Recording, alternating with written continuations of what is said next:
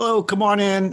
This is John Lee with St. Louis Real Estate Investors Association. I'm not sure what's going on with the live meeting we're supposed to hook up, so just come on in, and as soon as I hear something, I'll let you know, I guess. How's everybody doing? Good, thanks. Yeah. I'm fine. Yeah, good. Marbell, and there's Dwayne, and who is that, Martin? And good to see everybody. Yeah. Those of you that got your cameras on, and the rest of you, good to see your names, I guess.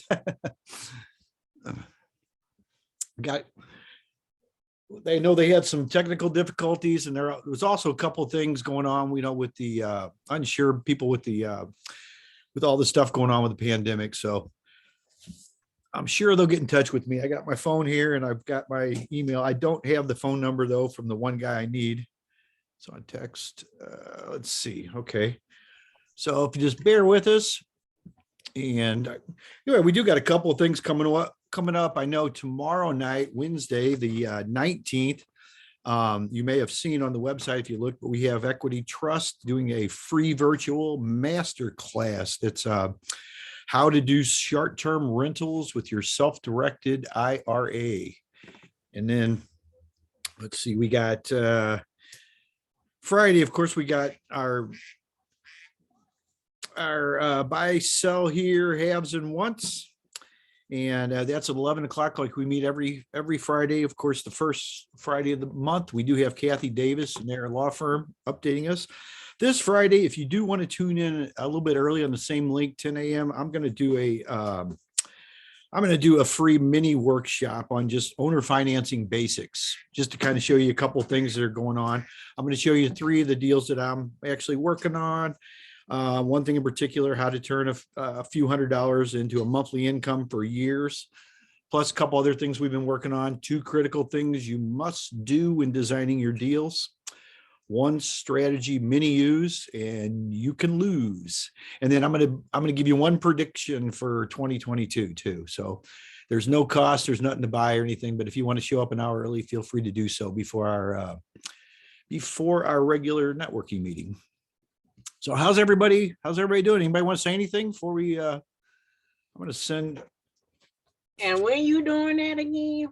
We're doing that on Friday. Just if you want to show up just an hour earlier. All right. I want to turn a couple of $100 into more. I'll just show you what I do, and you're welcome to take a look at it. Can you give?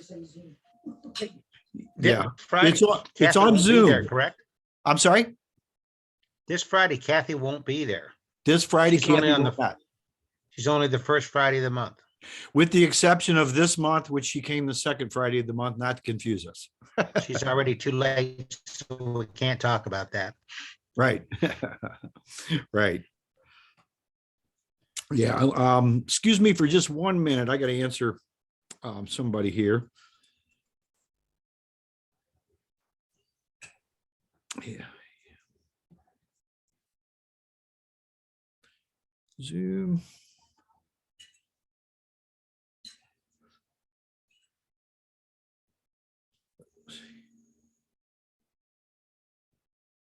Okay. Yeah, and welcome. Beautiful Tuesday night here. Look like you're enjoying it, Dwayne.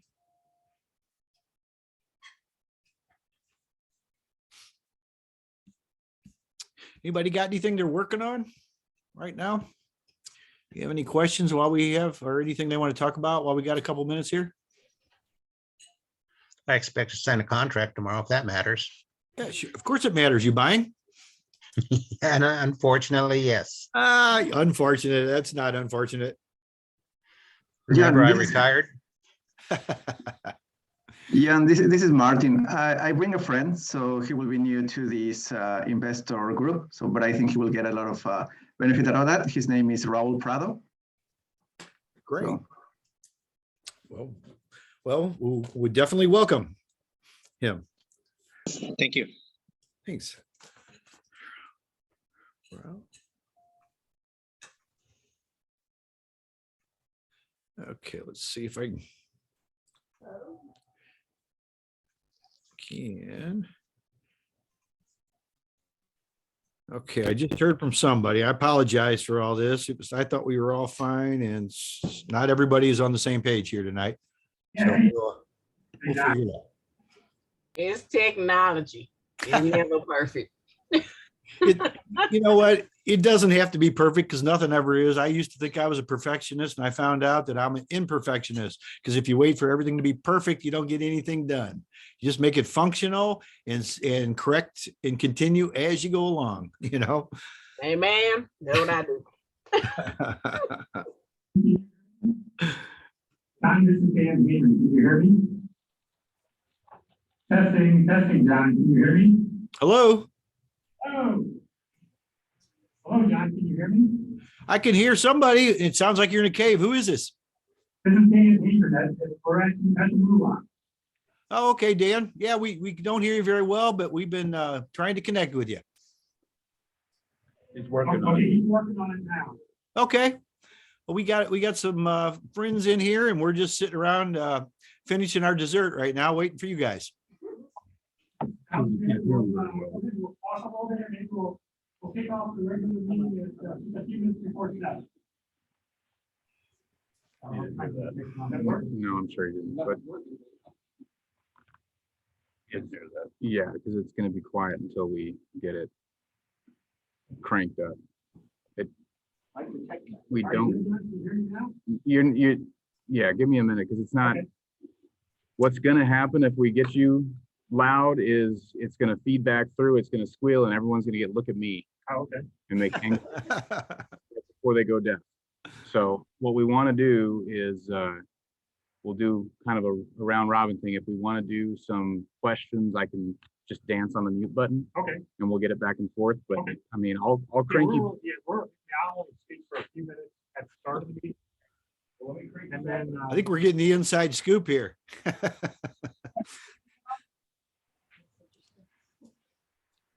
hear me now?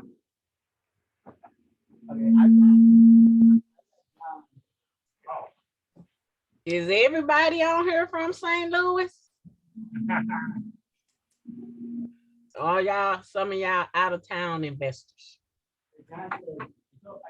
I'm not from St. Louis. I'm from St. Charles. Okay. There you go. You asked. Technical. Steve Drake, I'm St. Louis. Okay. Great. My name is Austin Webster, and this is actually my first meeting with y'all tonight. And I lived in St. Louis until a year and a half ago. Right now I'm living in Detroit, but I look forward to coming back into the St. Louis area within the next year and a half. So I'm really excited to be a part of this meeting tonight and meet all of you guys. Great, Austin. Good to have you. In fact, you may want to tune in on our Friday meetings. We meet every week at 11 o'clock every Friday. So it's just kind of networking. If you got anything you're looking for, buy, sell, need a contractor, or just want to talk or listen. Absolutely. I was actually looking on the website and I wasn't seeing the link. Is there a link that I can find somewhere? It should be on there. If it's not, I'll tell you what, I can send you one. If you just want to send me your, just to request your email address or something like that. I mean, you can Sure. drop it in the chat if you want, but I'll tell you what happened the other day. All the chats got lost with everything I needed. I don't know where it went, but Zoom just went Zoom and disappeared. All right. Well, I've posted my email in the chat. So if Great. you are able to see that and take note of it, it's there. I'll write it down. And if for some reason I write it wrong, please, you got mine right behind me there, and you feel free to reach out to me anytime, but I'll put it down, Austin. Thank you. Awesome. Thank you. Appreciate it, John. Yep. How about anybody else? Where are you guys from?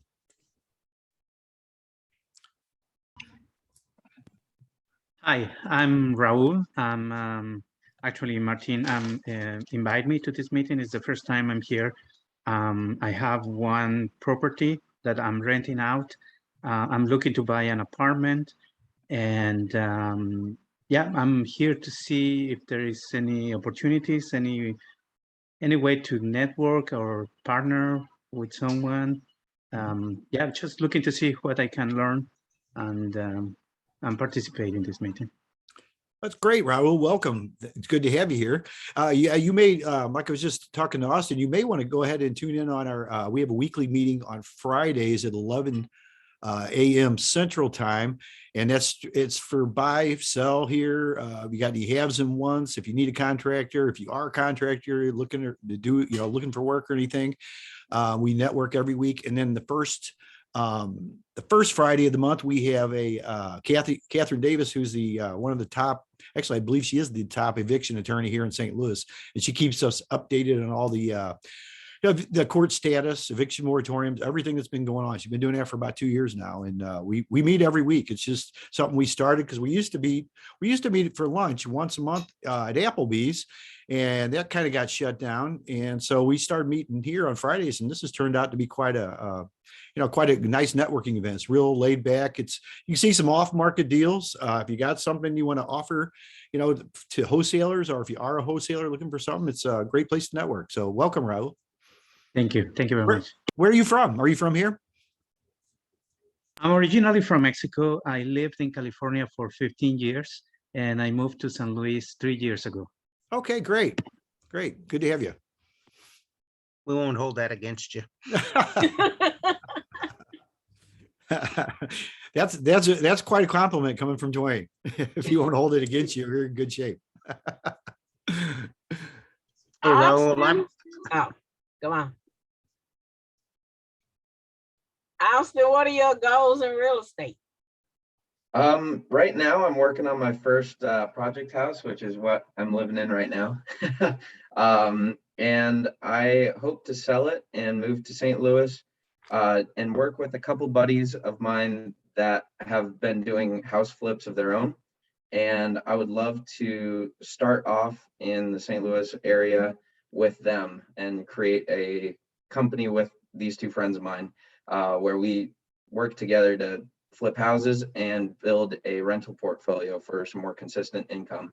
So we're really, really driven to get off the ground running. So I'm here to make any kind of connections possible and learn as much as possible from you guys who are seasoned professionals. So this is going to be a really cool opportunity, I think, for me. So I'm beyond grateful that I was invited to come here tonight. Great. Good to have you. Thank you. Yeah. Thank get you. his money quick. Get his money quick.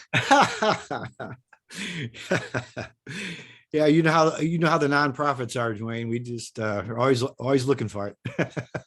Oh my goodness. A nonprofit called Not Forgotten. So Dwayne, hey, this is Michael Casey with JM RE Capital. I'm the one of the vendors there, and I apologize this week for not making the general meeting this month. We had some travel issues, but just so everybody knows who may not have met me before, I fly in every month from Texas to meet with you guys at the general meeting. As a hard money lender, we do fix and flip loans. We go up to 90% loan to value, 75% of the ARV. Our rates on our bridge loans for rehab are as low as 7.99. What most investors are taking advantage of right now that I'm seeing in the market is our DSCR loan program. Our rates are as low as 3.75. So we've got a lot of investors either cashing out rental properties to make themselves a cash buyer, and they're getting a 30-year fixed rate loan for 3.75. And they're now a cash buyer, or their portfolio deals together. So if anybody out there is interested in looking at getting a quote for any hard money prices, you can go to our website, jmrecapital.com, or you can call us at 844-WE-CLOSE. The website might be the easiest way. At the bottom of the website, you can click my name, Michael, or you can click, and because we've got special promotions for each REIA member. So that's pretty much, sorry, I had some technical difficulties earlier, so I just kind of jumped in on this. So I don't know if anybody, if this is the right time to do this or not. So I just wanted to say, I apologize for not making it this month to meet you guys, and thanks for your time tonight. Thank you, Michael. Yeah, we all had technical difficulties. We're still waiting to get connected with the rest of the group too. But that's that's great. I gotta do that. So I gotta do the whole pitch again. If Yes. you'd like to, yeah. Actually, we're recording it. I'll put you on, put you out there on the replay too. Okay, thanks. Yeah, Appreciate it. the contact info you left was, of course, you can go to the website, jmrecapital.com. Yes, sir. And your phone number is 844-WE-CLOSE, correct? Correct. Okay. All right. So if anybody needs any money, get a hold of Michael. He's the money guy. Yep. I'd like to know the details on the 30-year loan he talked about. Okay. It's Spit it out. basically it's a hard money transaction. So it's it's normal hard money loan as if you were processing a bridge loan for rehab. We're not looking at your income documentation. All we're doing is we're getting your LLC documentation and we're verifying reserves. If it's a purchase, we just want to know that the money you're putting down is in your bank when you go to closing, and the reserves could be a retirement account, could be life insurance, anything that could be basically converted to liquid cash. So you'll refinance a rental property for 30 years at 3.75% fixed. Yep. Fixed.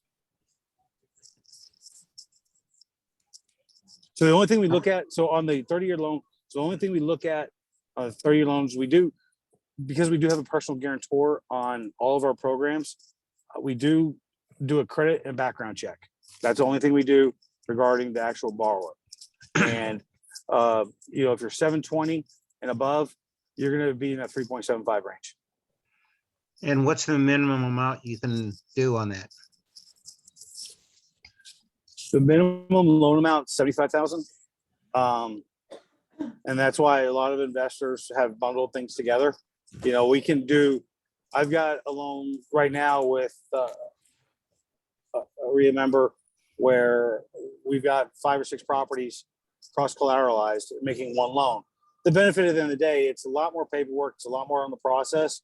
But really, at the end of the day, you're not doing 6 individual loans. You're doing one loan on 6 properties, even though it's 6 appraisals, it's 6 files to process. We're going to discount any kind of processing fee. Your title companies are going to have a discounted fee. Attorney doc prep's going to be a discounted fee. So it's not going to be as expensive for anybody if you bundle them together. I think that sounds awful good. Got to be something wrong with that. No, we're busy. We're real busy. So you can give us a call tomorrow and I can give you a quote. There's no quote or obligation. You can shoot me a scenario. My email address, if you want to email me directly, is michael@jmrecapital.com.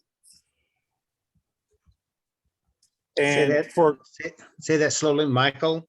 Yeah, michael@jmrecapital.com. And the only thing for a quote is, estimated value, estimated FICO score, a monthly rent, or market rent if it's a purchase, and taxes and insurance.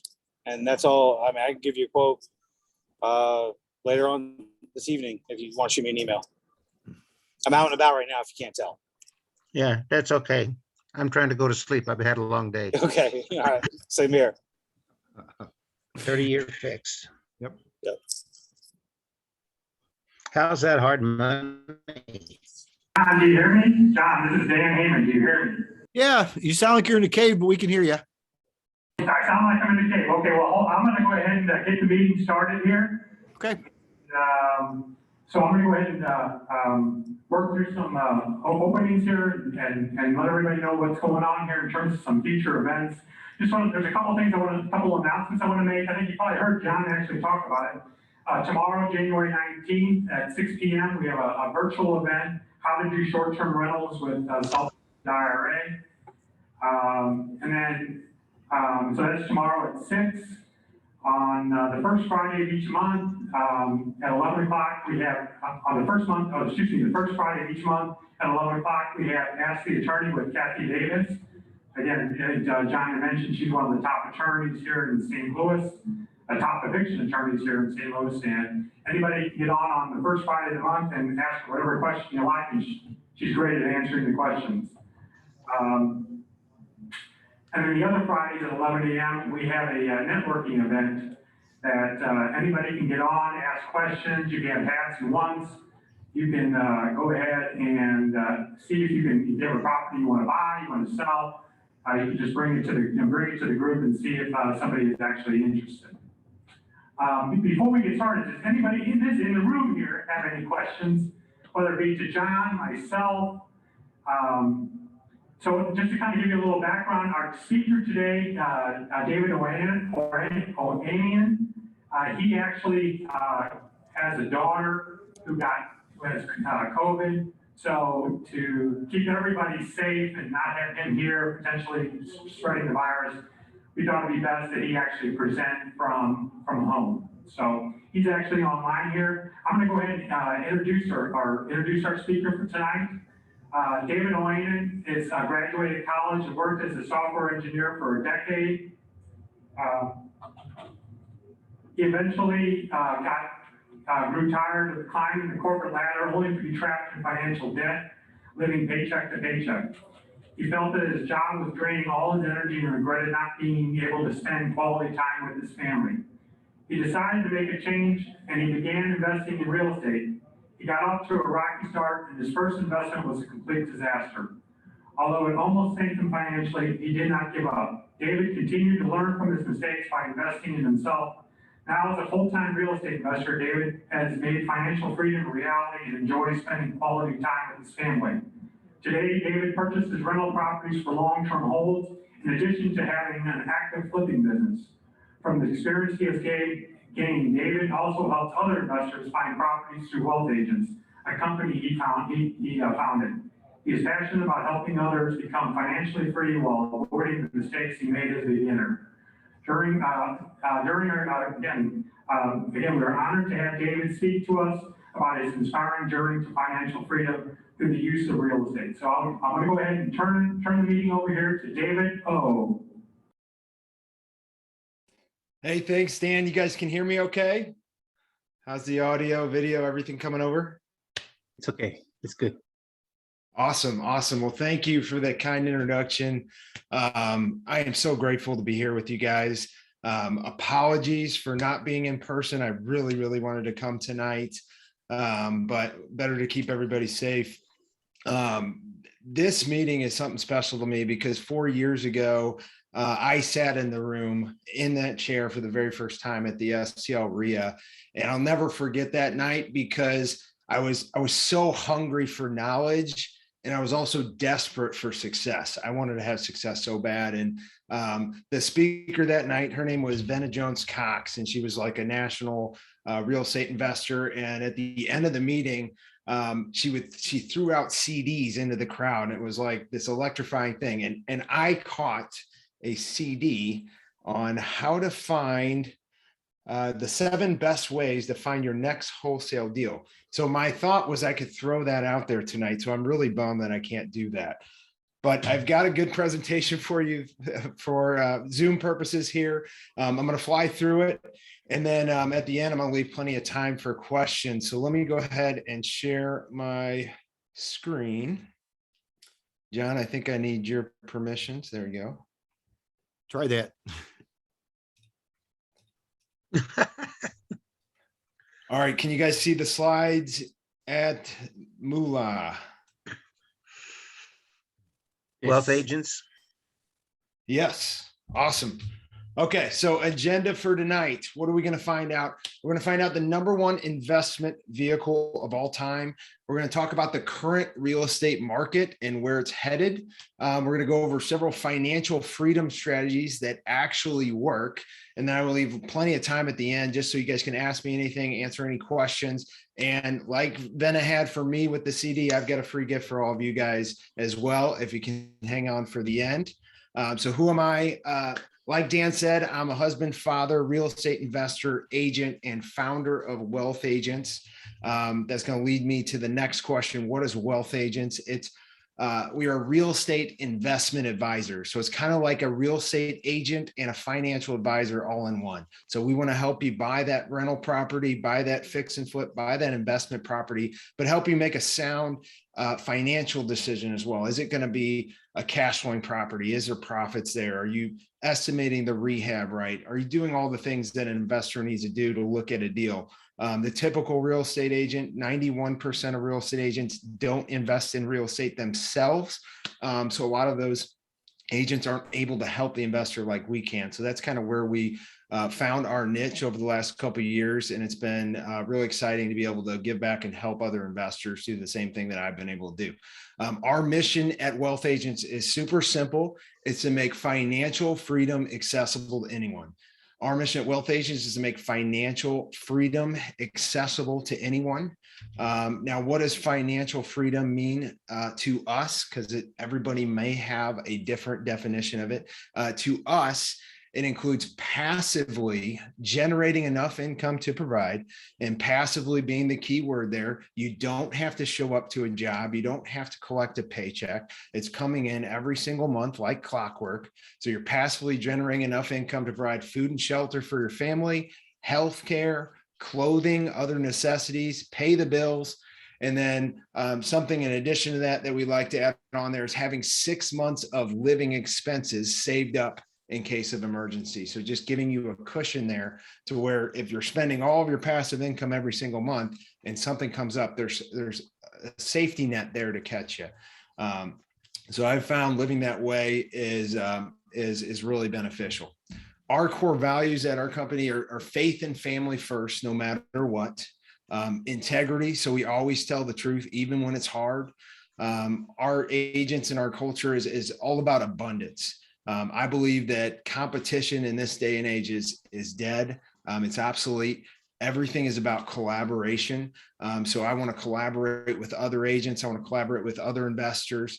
I want to collaborate with buyers and sellers because there's plenty of deals out there for all of us. I know we're going to get to the stats in a minute, and inventory doesn't look great.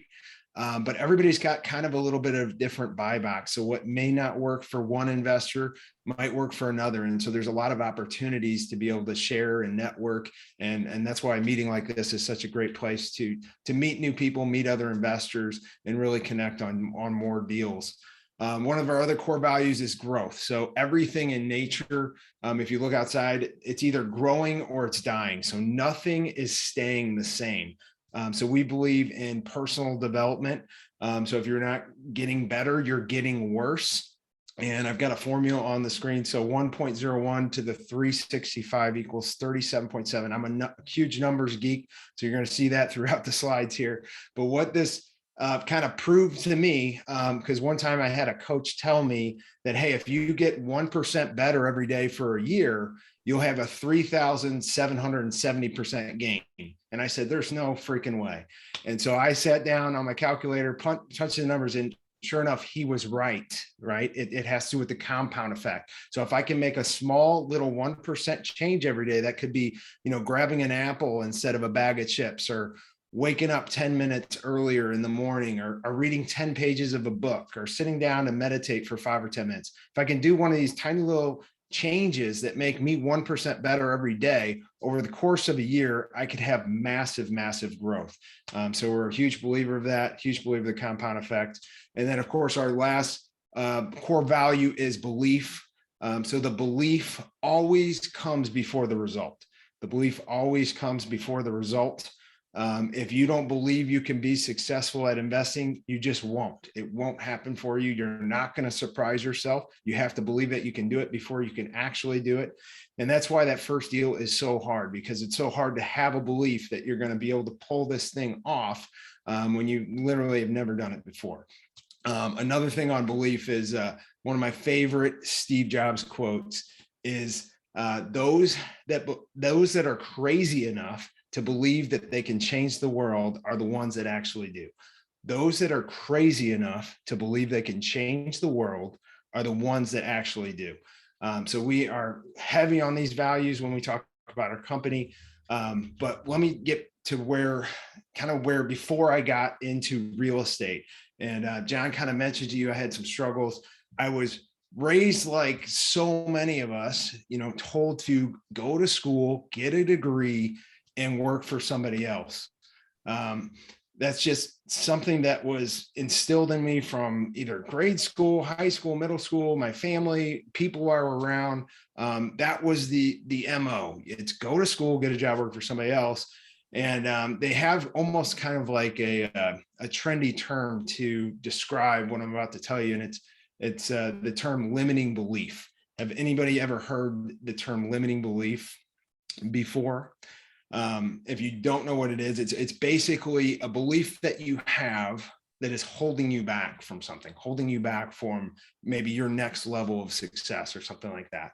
And kind of the absolute worst type of limiting belief is the one that you're not even aware of, right? And so as I went into going to college and getting degrees, I had this limiting belief that I wasn't aware of, that I couldn't work for myself. It like never even crossed my mind that that would possibly could be an opportunity or a possibility for me. It just wasn't there until I started getting around other people and discovering that. But without a coach or without somebody mentoring you, a lot of times it's hard to just uncover these limiting beliefs that you're not even aware of. So that's just something that I worked through. But going through with that limiting belief and sticking to it, I ended up getting multiple degrees. And so with going to school and going to graduate school, what comes with that, guys? Student loans, right? And you go and you graduate, you get a nice set of student loans to go with it. And what do your friends and family do? They clap and they cheer, right? They clap and cheer. You graduated college, good for you. And then you go get a job working for somebody else, like I mentioned. And then what do you start doing? You start getting paid a salary. That's a lot of money to a young kid coming out of school. And then you go buy new vehicles. And of course, you get the loans to go with those, right? Because you get a nice low monthly payment. You can go buy that new $35,000, $40,000 truck. And you've got your new shiny vehicle. And what do your friends and family do at that point in time? They clap and they cheer, right? They clap and they cheer. And then maybe you start doing some good things at your job, you get promoted. What's kind of the next logical step for most people in today's society is you go and you buy a house and you get a 30-year mortgage, and you basically get saddled in debt for the next 3 decades, right? And what do your friends and family do when you get your new house and you have them over for the welcoming party? They clap and cheer, right? You mortgaged your house, good for you. And then if you do even better at your job and you're continuing to get promotions, you might even be able to mortgage a vacation home. And in my experience, this is what happened with me. Mortgaged my vacation home down at the Lake of the Ozarks. Friends and family went ahead and clapped and cheered for me as well. And then if you got the lake house, you got to have the toys to go with it, right? So boat, wave runner loans, you name it. Some more clapping and cheering going on right now. And then you get this crazy idea that you're going to go borrow $10,000 to buy a rental property. And what do your friends and family do? They say, are you freaking crazy? You're going to lose all your money, right? And so that's kind of how I got into this whole thing. And it's just crazy. And so going back to how I got my job, Dan mentioned I was a software engineer. I kind of just did research to find out, what would be a really good paying job to get coming out of college, and then what would be an industry that would be in demand. And so I thought technology would be there. So I'm going to go into software. I'm going to work for this huge corporation here in St. Louis, and I won't name who it is to keep the innocent anonymous over there. But their logo does resemble the Death Star from Star Wars, if you're familiar with that. And the culture, it's kind of a hint of what the culture's like there as well. And so my plan was that if I could just get enough promotions at my job, I get all these promotions, I could make more money. I could eventually retire early from my job, and I could be free, and I could spend more time with my family and my friends and doing the things that I wanted to do, right? But there was one problem with all of that, and that it was that this corporation that I worked at, they didn't have promotions. they had something called progressions. And progressions worked a little bit different because with a progression, just to give you an idea of how it worked, I'll give you the example from my very last progression that I got when I was working there. They gave me a 5% raise, and I had just cleared a six-figure salary. So I was making 6 figures a year. And this was supposed to be, I mean, I was supposed to have it made, right? I could work from home when I wanted to. I had all these benefits. This is great. And, a couple weeks into this new role, my boss pulls me aside and says, "Hey, Dave, I've noticed you've only been working 40 hours a week." And I'm kind of taken aback. I'm like, does he know that I'm really only working about 30 hours a week? So I'm like, okay, I'll go ahead and take credit for the 40 hours a week. So yes, I've only been working that much. Is there a problem? And he says, well, now you're one of the senior members of the team with this latest progression that we gave you, and you're expected to put in 60 hours a week in this role. And I was like, oh, well, okay. And so I went back to my desk and I'm like, what just happened in this meeting with my boss? So I'm like trying to do the numbers on this thing. So okay. So he's saying work 60 hours a week. I'm right now working 40 hours a week. That's a 20-hour difference. So it's basically a 50% increase in hours worked. And over here, I got a 5% raise. So effectively, I get a 45% pay cut. Welcome to the corporate world, Dave. You've just climbed the corporate ladder. And it was just completely deflating. And it was just months and months and what turned into years of every single weekend.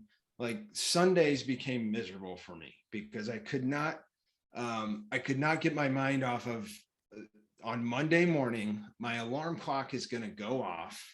And no matter how many times I hit snooze, I'm going to have 60 hours of two things coming up: emails and conference calls. I'm going to have 60 hours of emails and conference calls all week long just to get to the weekend, to get to Friday night, to get to Saturday. And then Sunday, it's going to start all over again.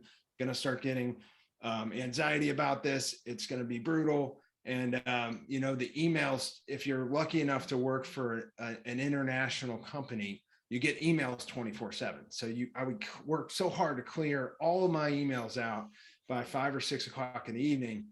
And then overnight, 100 new emails will show up ready for me when I wake up in the morning. It's just, you could never get ahead of anything. Same thing with the conference calls. So I don't know about you guys, but putting on a pot of coffee and getting jacked up for a day of conference calls really wasn't my thing. And one of the things I noticed was every conference call would, and this, by the way, being on Zoom right now is kind of giving me flashbacks to this. But being on a conference call, almost every single conference call that ended, it would say, let's schedule the next call to follow up on what we talked about this call. And then so you'd go to the next call. And then at the end of that call, it would be, let's schedule another call to follow up on this one. And then eventually you would have a weekly reoccurring conference call, and you'd have these all over the week. And so it was just endless emails, conference calls, all this stuff.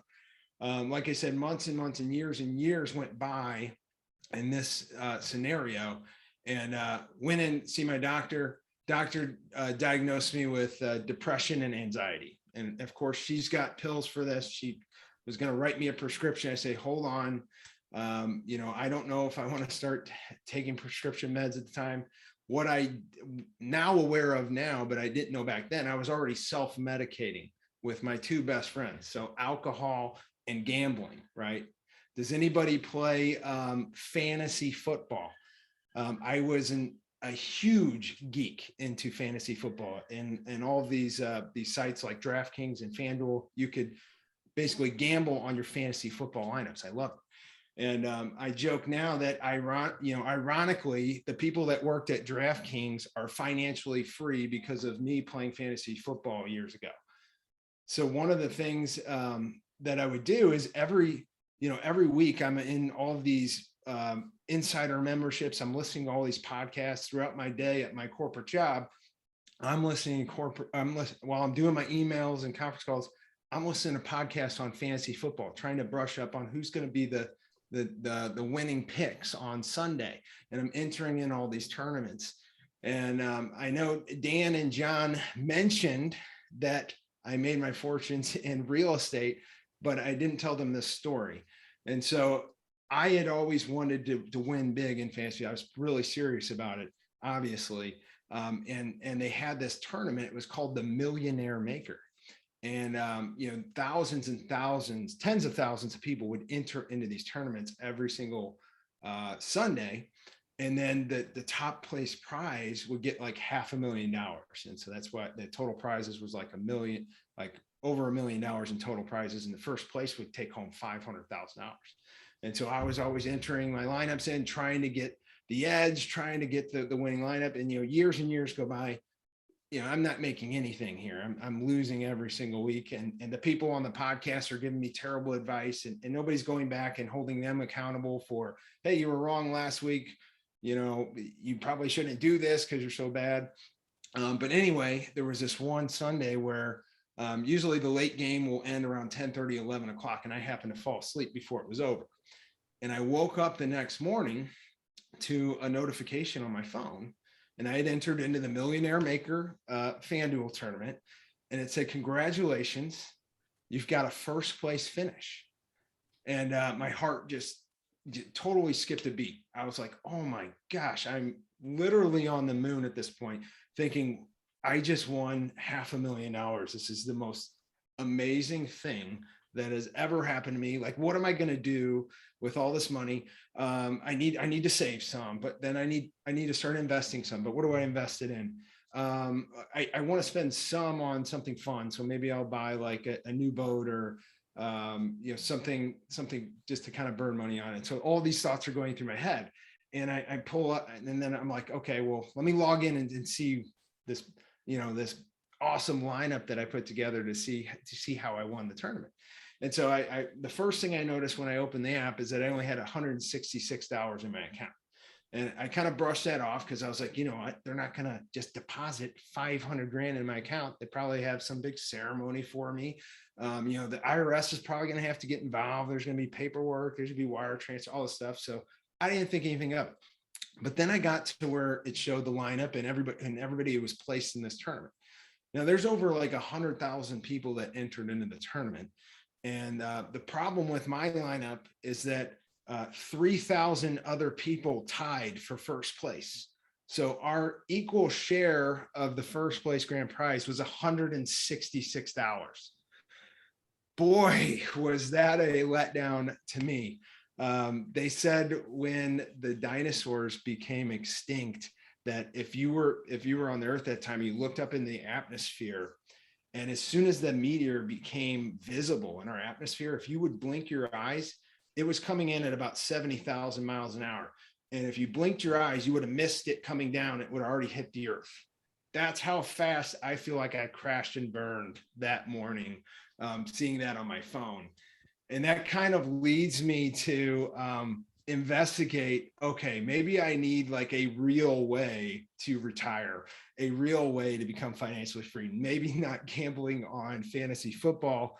That dream may not work out for me at this point, because I worked so hard to get there only to be burned because everybody else had the same lineup as me.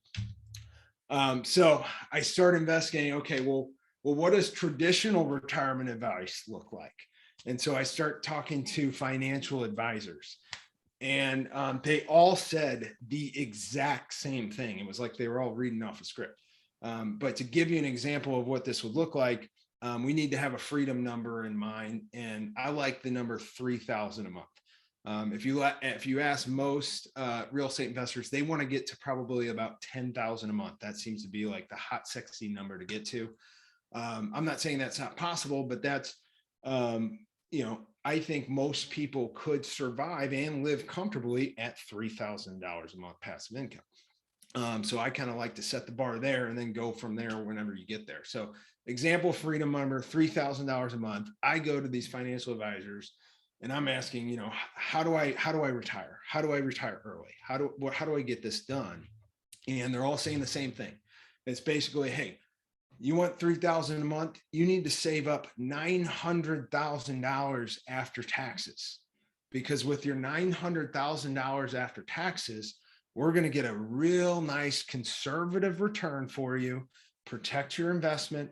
We're going to get you a 4% return. That's going to throw off about $36,000 a year and $3,000 a month. And I'm thinking $900,000. Okay. So as you remember, I've got all of these payments already. I just hit 6 figures at my job. So let's say, okay, I'm making $100,000 less my taxes. I'm probably really making about 65, 60 in take home pay. And then I've got all these payments and all this stuff, right? So I don't have to live that way. Let's say I want to get to retirement early. Let's say I sell the lake house. I sell my new, we drive one car. I sell one of the cars. I sell the boat. I sell the wave runner. That should free up some money, right? And I can start saving so I can get retired early. And so I thought a pretty aggressive number for me was I could save $2,000 a month. I can eliminate some of those payments. And at the time, my paycheck was coming in and every single dollar was being spent to pay a bill like the ones that you saw on the screen previously. So if I could sell some of that stuff, save $2,000 a month, that was going to be really aggressive. That's $2,000 a month is $24,000 a year. And I'm just punching this into my calculator right now. So at $24,000 a year, how long is it going to take me to save up $900,000? And if you can see on my calculator right here, 37.5 years was the number that spit out. So my anxiety and depression just went to all-time new high levels. That was bad. And so if you think about it, most people start in the workforce around 25 years old. If they've got to save up $900,000 to get $3,000 in monthly income, talking to a traditional financial advisor, traditional retirement advice, basically they're going to be 62 and a half when they reach their retirement. And so to me, I was like, that's not an option. I'm like kind of at my wit's end right now with my job. If anxiety, depression, alcohol, and gambling are in my life, how good of a husband and father am I being right now? Like, I got to make a change, right? And so the big question became, how can I be financially free without saving $900,000 up after taxes? Because that just wasn't going to be possible, even with a good paying job. And so what happened was this very tiny decision that I made changed the rest of my life. Have you guys ever experienced this? Whether it's like just a chance meeting with maybe your spouse in the future, or a chance meeting with like a great friend or a great piece of advice that you got. It's like this little action or decision that happened. And then all of a sudden this whole new world branches off out of that experience. And like your life goes in this whole totally new direction. And so for me, what happened was I was sitting in my cubicle and it was like November in St. Louis, and the days were getting really, really short. So you would I'd go into the office, 60 hours a week. I'm going into the office at like 7 o'clock in the morning. It's still dark outside. And then I'm coming out like 5 or 6 and it's literally already dark outside. So I sat inside in a cubicle with no windows, and I'm entering in the dark and I'm leaving in the dark. It's miserable experience, not good for your health at all. And so I was on my phone getting ready to pull up another fantasy football podcast, shame on me. And I made this tiny little decision. I said, what if there's a podcast on real estate investing? Just what if there's one of those out there? I had no idea. So I just searched, and lo and behold, all of these options started coming up. And I just started basically compulsively listening to every single piece of real estate investing advice on the planet. So I would literally blowing through like 300 episodes a month. It was insane. I started looking online on forums, YouTube videos, everything that I could get my hands on to like figure out how to invest in real estate. And a couple of key pieces of advice I came across. Number one was Andrew Carnegie said, and this man died over 100 years ago. He said that 90% of all millionaires become so through owning real estate. Now you have to understand that this man lived during the Industrial Revolution, one of the biggest economic changes in the history of mankind. And he's saying that more money's been made in real estate than in all industrial investments combined, that the wise young wage earner of today should invest their money in real estate. So he's saying this, and now I perfectly agree with him. That is a totally a true statement. And then on top of that, I was finding out all these other ways that real estate is this incredibly powerful tool for investing in real estate. So we're going to cover these real quick. So number one is that it's rentable. So this is the passive cash flow that you can get from real estate investing. Bar none, this is one of the biggest draws to investing in real estate. Because you can hire a property manager, you can never touch it again, and it's still, rent shows up in your mailbox, in your bank account every single month.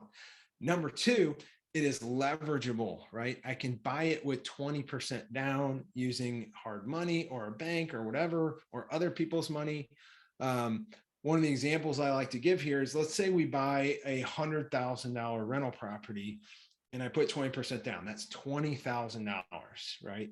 Now, if the market did what it did last year, your property value could have went up 10%. So 10% on $100,000 is $10,000. And so in appreciation alone, your 20,000 may have just made you $10,000. So that's a 50% gain over here. Now, if you compare real estate with, let's say, the stock market, if you got 20,000 invested in the stock market, likely you're not going to be able to get leverage on that. You're going to be buying stocks. You're going to be buying $20,000 worth of stocks. And likely the stock market did the same thing last year. You probably could have got 10%. So 10% on your 20,000 in the stock market's $2,000. So you get $2,000 profit over here, $10,000 profit over here with the real estate. If you're comparing these two investments, you've got a 500% more gain with the real estate. And the only thing we compared here was leverage and appreciation. We didn't even include that it's rentable or any of these other factors yet. So that's just leverage alone. Number three, it's depreciable and deferrable.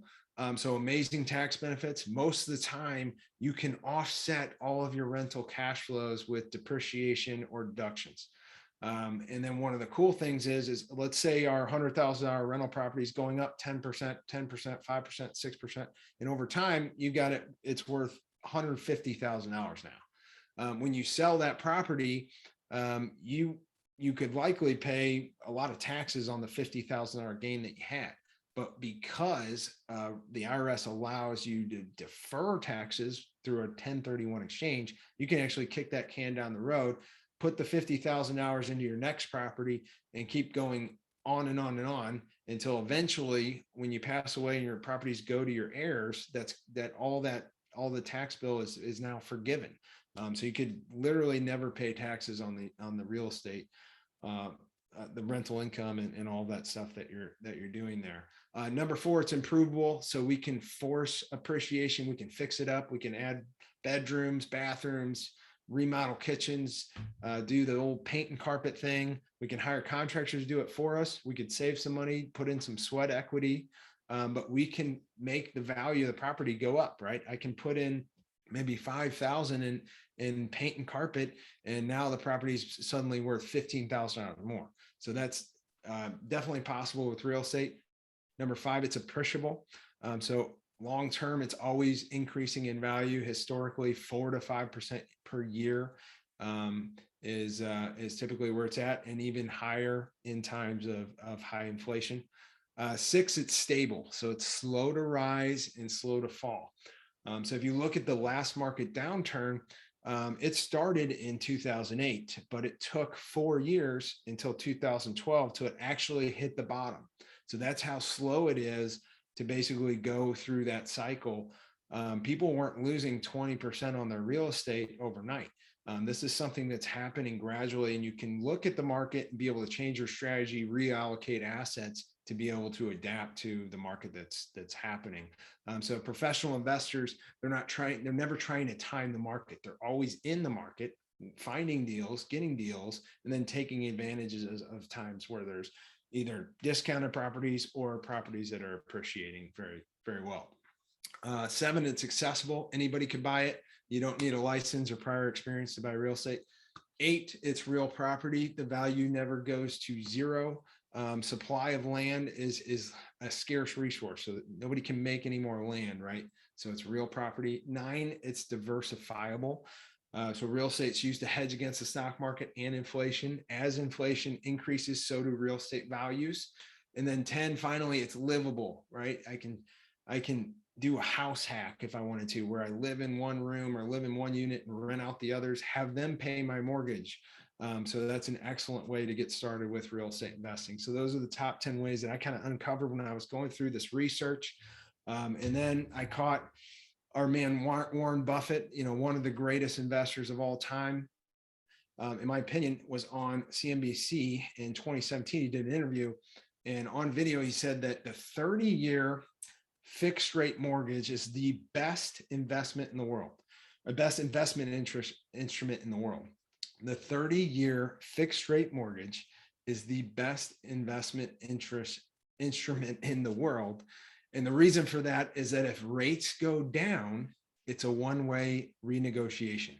The homeowner or the investor, they refinance at the lower rate, right? Rates go down, we refinance at the lower rate. Rates go up, what happens to your rate? It's fixed at the lower rate. The bank can't charge you more. So that's why it's such a powerful tool. And so with me getting kind of all this information, absorbing all this information, putting these things together, I then stumbled upon a very popular method of investing called the Bur Method. And so I thought that I could achieve this financial freedom through the Bur Method of real estate investing. It's an acronym. It stands for buy. You buy a rental property. The next R is rehab. You fix it up a little bit. The next R is refinance. So you're going to get it reappraised and you're going to pull money out of that property, and then you're going to rent it out, and then you're going to repeat that process over and over again.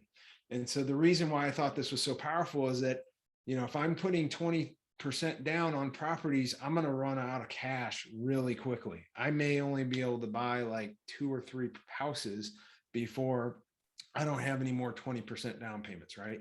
But hey, if I could buy something, fix it up a little bit, and then refinance it, pull all that money back out, and then have this cash flowing piece of real estate there, this could really do something. And so this led me to get really excited about getting into investing. And this is where like the whole next year I spent just in analysis paralysis. I was evaluating all these deals. I didn't know what was going to be a good deal, what wasn't. Originally, my wife, Tracy, was totally against investing in real estate.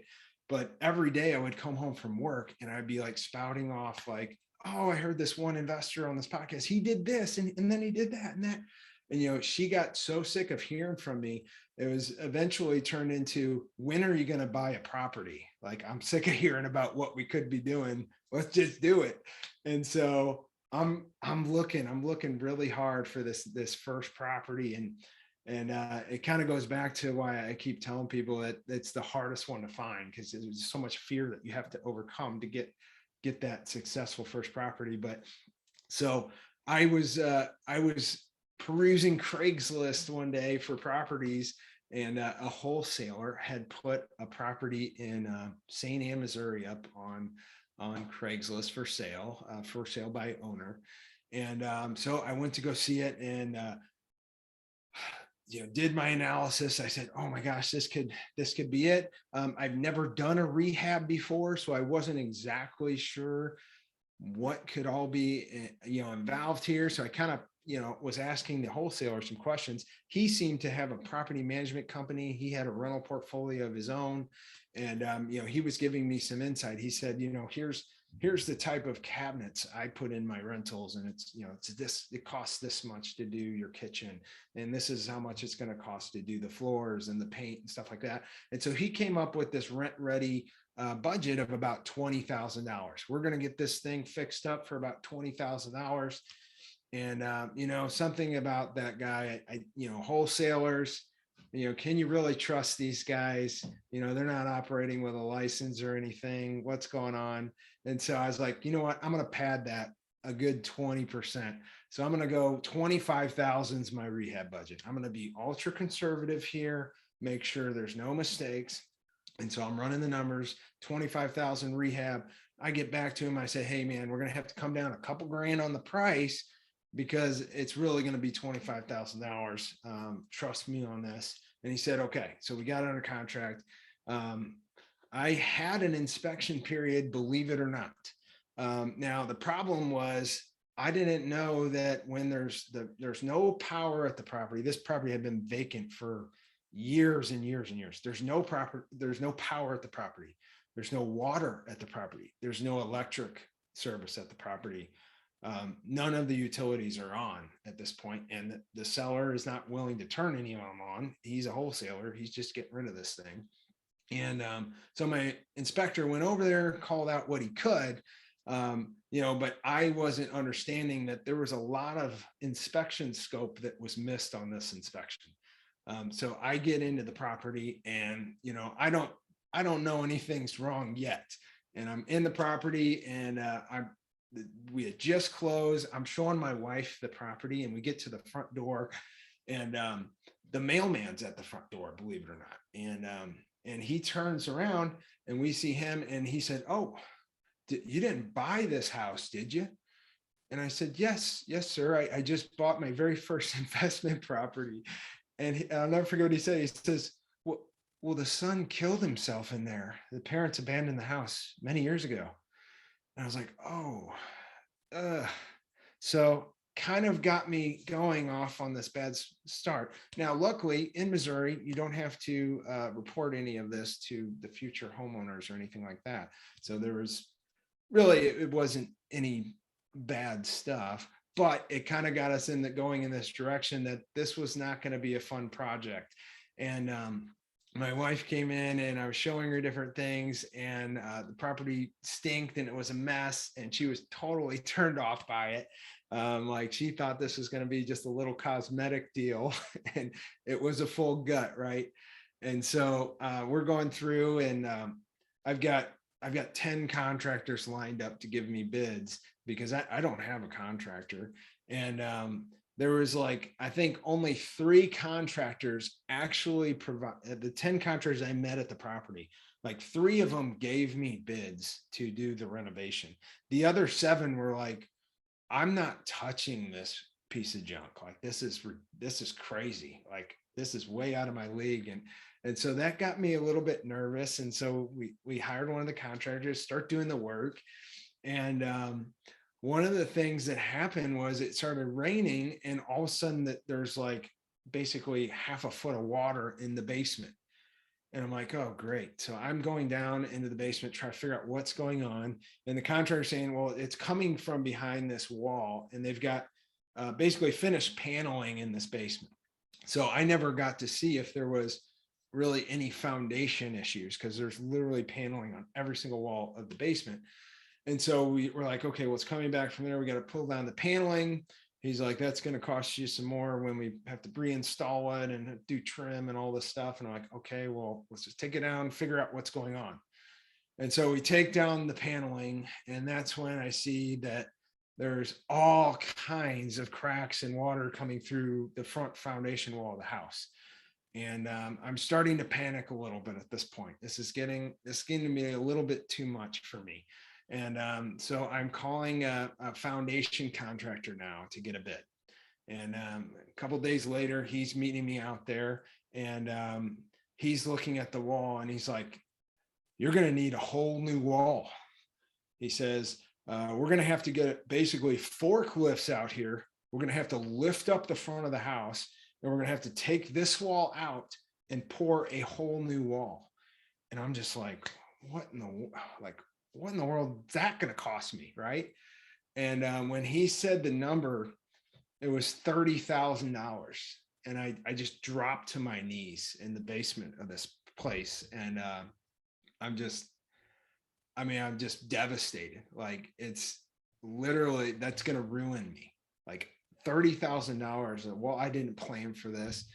And I was just in a really bad spot. We were like 3 months into this rehab, wasn't even close to done. There's been surprises all over the property, but now a $30,000 wall. And I was just losing it. And I called my best friend, and thank God he gave me this piece of advice. But he is very new into real estate investing as well. He ended up buying his first property right around the same time that I did. And he said, Dave, get 3 bids, get 3 bids. And thank God I did. So the next bid came in and he said, no, we don't need a whole new wall. We just need to do tiebacks. And it's going to be, you know, this plate that we put in the wall, and it's going to put it out in the yard. It's going to pull the wall up straight. It's going to be fine, but it's going to be about $5,000 a plate. There's going to be roughly 3 of those. So it's going to cost about $15,000. I'm like, oh, it's still a pretty big number, but it's better than 30, right? And so the next foundation guy comes out. And he said, well, we don't need a new wall, and we don't need this plate that pulls it out into the yard. Actually, it's not leaning in enough to where it's compromised. We can literally just epoxy the cracks and put steel I-beams up, which will prevent it from coming in any further. And it's only about $1,600 per I-beam. You need about 4 of these things. We could probably get this done for like $6,000 or $7,000. And I'm like, where do I sign? Like, let's go. And so that's what happened with that deal. And I've got some pictures for you here. So this is the property, the Bur gone bad. I don't have a before on the wall. I was searching my phone forever, but those are the steel I-beams. And then the plumbers, I'll never forget what the plumber said, you got to get over here. And I'm like, oh, geez, what could be going wrong with the plumbing? And so this guy sends me a picture, and he found that the cast iron pipe that's under the house was completely filled with mud. Like, you couldn't fit anything through there. They were trying to push a camera down to see why none of the toilets in the house were flushing. None of the faucets were running any water through the sewer septic system. And it's literally because every single square inch of the sewer pipe is stuffed with mud. And they're like, in 20 years, Dave, we've never seen anything like this. And so here we go again. And they ended up having to trench up the entire basement on this thing and put all new sewer lateral out to the main. Big mess there. Luckily, these guys were really cheap compared to some of the bids I've been getting lately. So it wasn't devastating like the 30 grand or the 20 grand that I was expecting. But they're just kept on coming up with surprises. And I know right when we were getting close to the finish line, I was nearing like $50,000 into this rehab. Now, if you remember, my budget was $25,000. If I did $25,000, I could do the Bur method. This would be a perfect deal, and we'd be on to the next. But since I'm doubled that budget already, there's like no way that this makes sense to do any type of Bur, because I'd be stuck with $25,000 in the property that I couldn't access. And that's going to cap me from being able to do more and more deals. Right.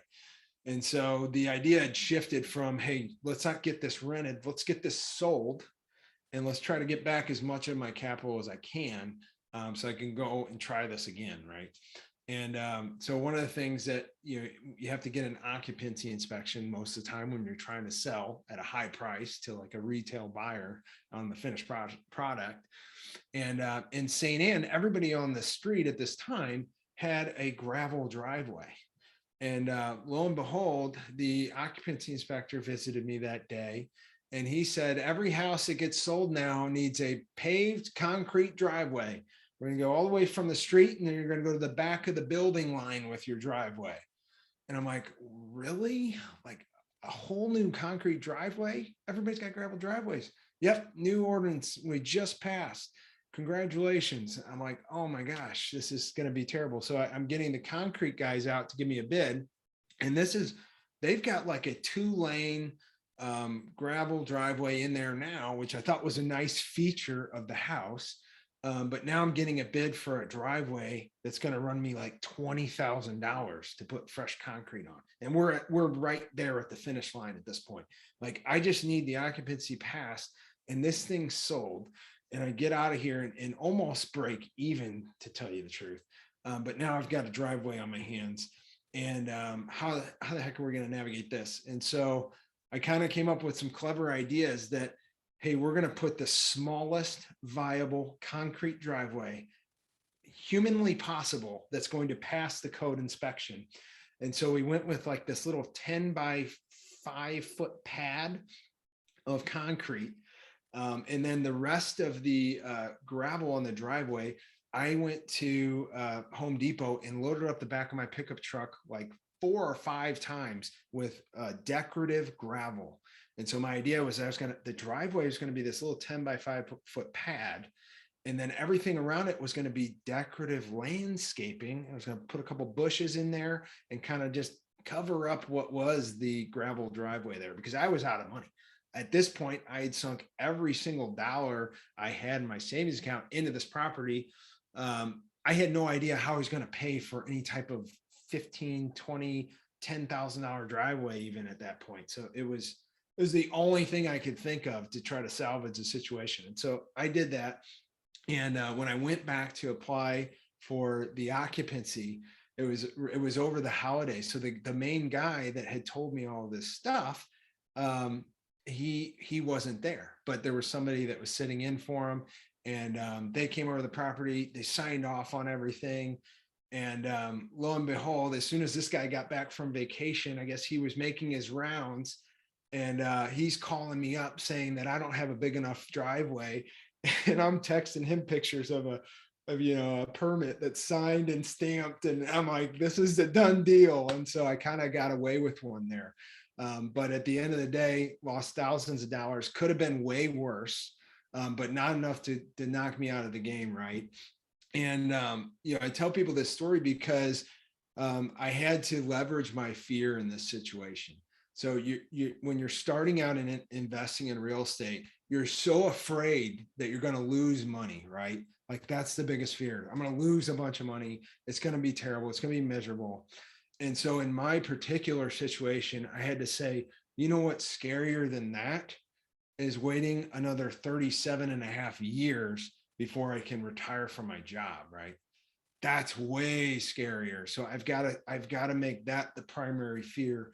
And so losing $7,000-8,000 on my first deal, let's stomach it and move on to the next one. And so luckily, the next one was probably the easiest deal I've ever done. So I picked this up right off the MLS. This is a little single family home in Hazelwood. And we bought this for $65,000. It was literally just paint and carpet. So I spent about $10,000 doing paint and carpet, fixing up some little minor things in there to get it past occupancy. It appraises right away within a month or two for $100,000. So that means that I can pull out $75,000 on my 30-year fixed rate mortgage. I'm going to have $350 for the mortgage payment and interest. And then I've got about $300 in other expenses when it comes to budgeting for vacancy, budgeting for future repairs, taxes, insurance, etc. But I've got this thing running out now for $1,050 a month. And so this is $300 of positive monthly cash flow. So I finally figured out that this can be done. It actually can work to do this type of deal. And when I'm looking at the numbers on this, I'm just blown away. Like, literally, I'm getting $300 positive monthly cash flow every single month.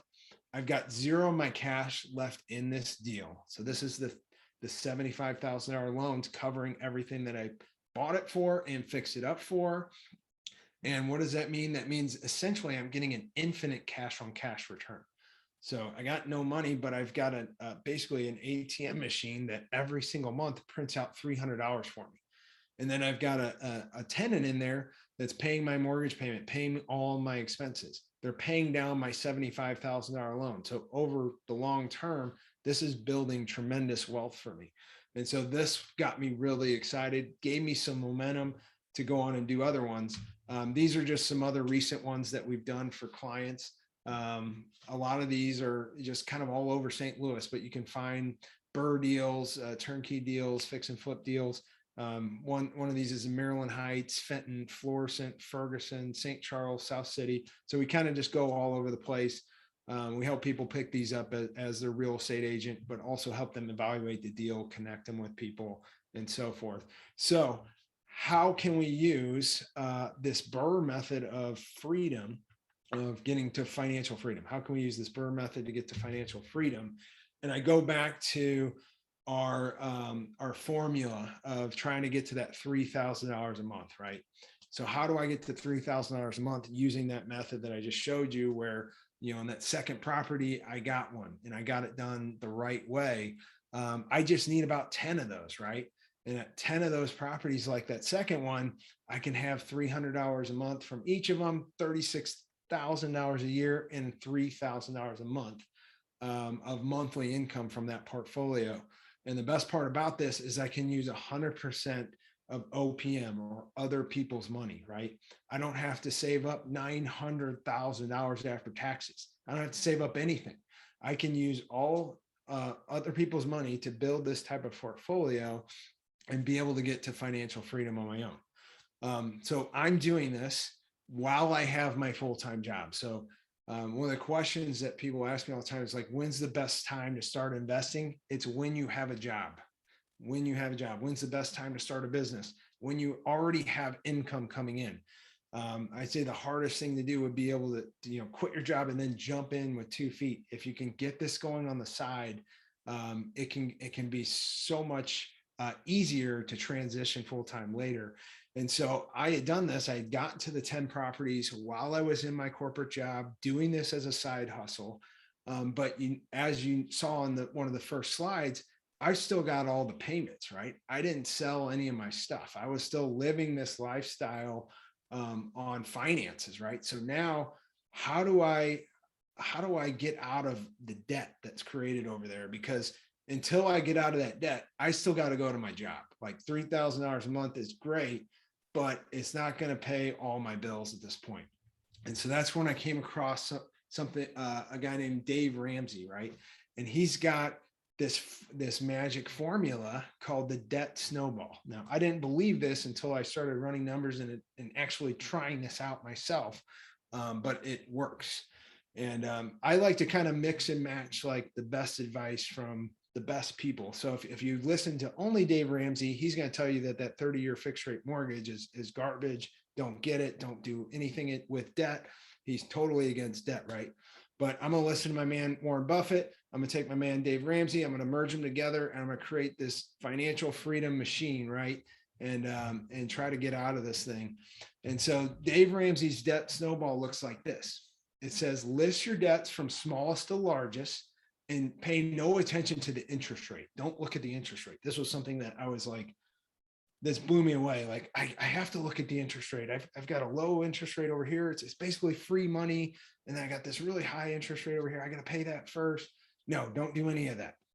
Just order your debt from smallest to largest, and then make the minimum payment on all of your debt, except for the smallest. The smallest debt that you have, throw as much at it as you possibly can. Throw everything you got at that principal, right? And then once you paid off that smallest debt, now you can take the payment that you would have made on that one and start applying it to the next smallest. And it just snowballs. You get some momentum when you pay off that tiny little, credit card balance that you had going for a while there, or the tiny little debt. And so you start getting some momentum. So to kind of put this in context, what it kind of looked for me, I'm not going to give you all my loans, but a couple of the loans, I had a car loan for $5,000. I had a 1.9% interest rate. I spent like half a day at the car dealership just trying to negotiate the interest rate. I was really proud of that 1.9%. And I ran around telling everybody that this was free money. And so there was no way I was going to pay off my $5,000 car loan, because 1.9%, where can you get a 1.9% loan, right? And so Dave Ramsey said, no, that's your lowest debt. That's the first one we're paying off. And now you notice that's a $500 payment. And so when you start paying off the smallest one, in my case, that's immediately the next month, I'm like, wait, $500 didn't come out of my paycheck this month. I literally have $500 left from my work pay. It was an amazing feeling that I didn't even know why I was so hesitant to get rid of that loan. But it was freeing up all this money now. And now I could take my 500 and I can apply it to the student loan. And I could keep throwing the 500 that I would have paid for my car loan on my student loan until I pay that off. And then when I pay that off, I take both of those payments and I put it towards the lake house and keep throwing it at it, right?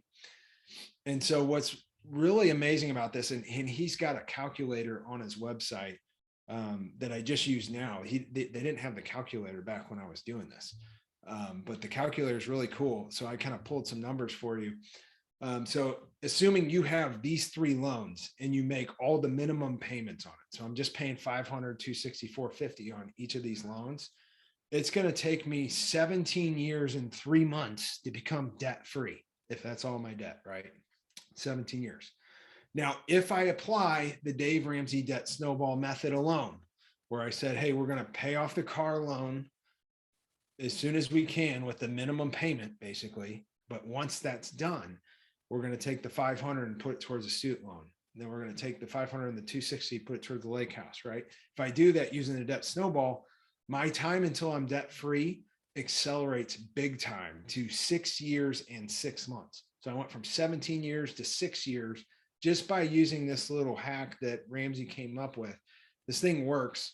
A lot of times you're going to be able to pay off your debt like 2 to 3 times faster than you would have if you're just making minimum payments. So then I put another layer on top of that. So I've still got my corporate job, but now I've got rental income coming in. What am I going to do with the rental income? I not spend it, right? I'm trying to get free here. So I'm going to take the rental income and I'm going to throw it on top of that debt snowball. So that $3,000 a month that I'm getting, I'm going to throw at that car loan. I'm going to throw all $3,000 at the car loan until that's gone.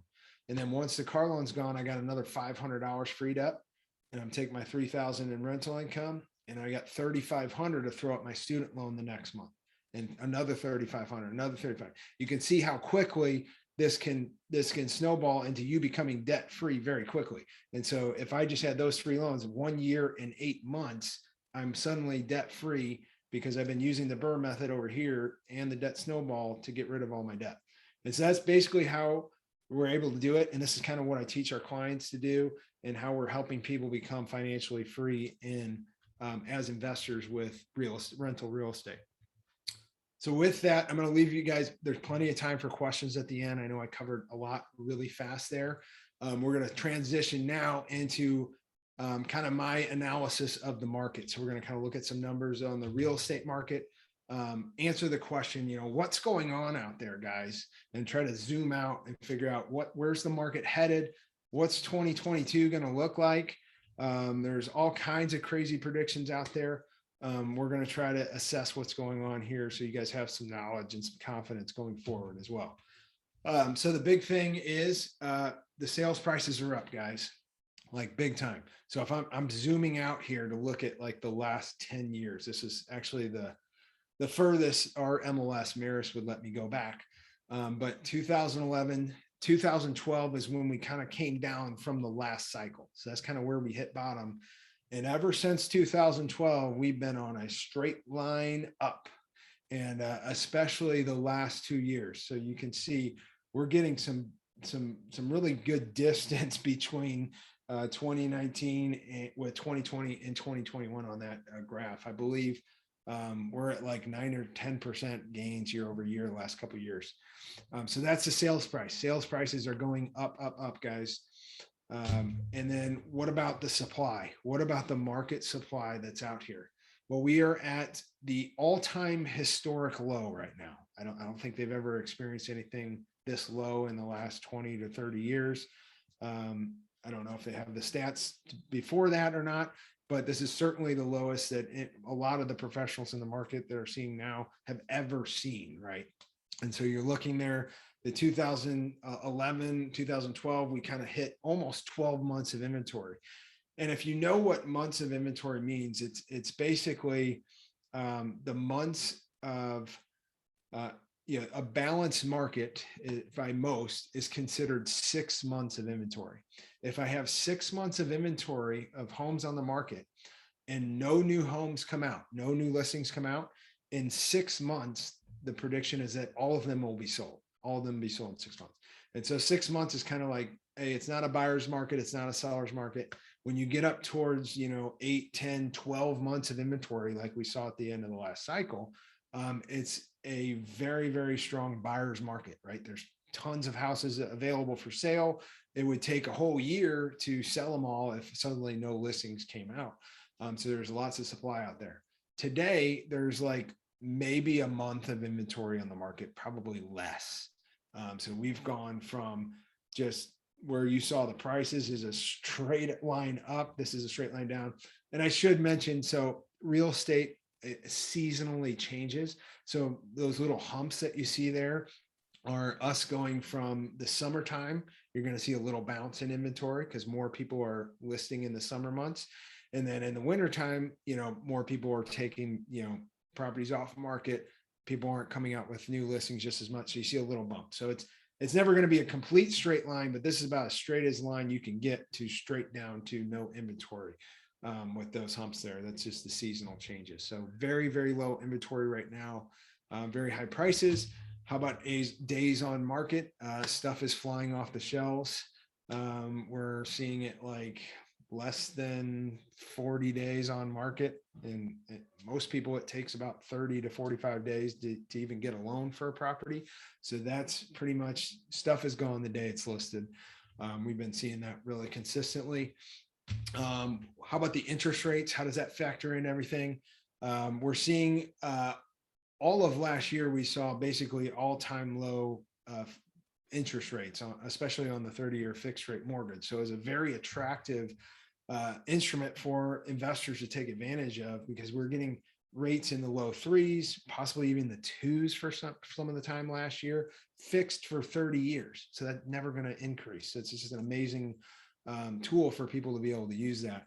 Now the Fed has came out in the beginning of this year and said, hey, we're going to raise it 3 times this year. We're going to raise the interest rates. I think we just saw the other week about 0.25% raise or so. So that if you're seeing that little line there at the end, it tails up just a little bit. The plan is to kind of get the interest rates back to the pre-COVID level. So you see the pre-COVID levels on the far left there were roughly around 4.5%. Who knows if they're actually going to get that far this year? They could change their plan. But the plan is to try to get out of the bottom of the barrel interest rates right now because of what I'm going to show you on the next slide with the inflation. So inflation in, I believe the month of November hit the highest it had ever hit since 1982. So I am predicting that we're very likely going to see a runaway inflation rate here. This metric the metric that they use to measure inflation is called I think it's called the Consumer Price Index. And one of the interesting things about that is that it doesn't include prices for food, energy, and real estate, like 3 of the biggest things that you would think should be measured when it comes to inflation. Well, they don't measure those 3 things. So I honestly believe that when they're saying that there's 7% inflation right now, that it might be 10, 12 in reality, because we saw gas prices double over the last year. And so you're seeing that inflation spike up, and in their reaction to that is, hey, let's try to raise the interest rates. Let's try to flatten this thing out. The thing that I believe is driving the inflation is the amount of currency that they're putting out here. So this was like one of the most alarming statistics that I found when I was doing some research on this. And this is right from the Federal Reserve Bank in St. Louis. They've got all kinds of numbers out there for you geeks. But basically, this is the amount of currency that is in circulation in the United States. So since March of 2020, we have seen a 23.2% in the total amount of dollars available to Americans. That is mind-boggling to me. So that means for literally every $10 that you have in your pocket, like $2.32 was literally just printed in the last 18 months to 2 years. So when you're trying to increase the supply of currency that quickly, I don't think there's any way they're going to be able to control that inflation that's going to be coming on the back end of this. And so that's where it goes to like, okay, future market conditions. I still see low supply. Even if we got 100% increase in supply, we'd still have low supply, right? We're at like 1 month of inventory. That thing could quadruple and we're still in a seller's market. So supply isn't going anywhere this year. Interest rates are going to be still low. They're gradually rising, like we saw on the slides. And then inflation is the big scary thing that I'm looking out for. With inflation, prices are going to continue to rise. So there's no doubt that 2022 real estate prices are going to continue to go up. And then this is something that I kind of try to monitor monthly. So one of the cool things about real estate, as I said before, slow to rise, slow to fall.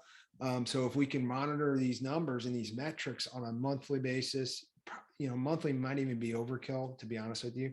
We can see when this thing's going to turn back around. But right now, we are like full gas pedal towards appreciation and a booming market per se.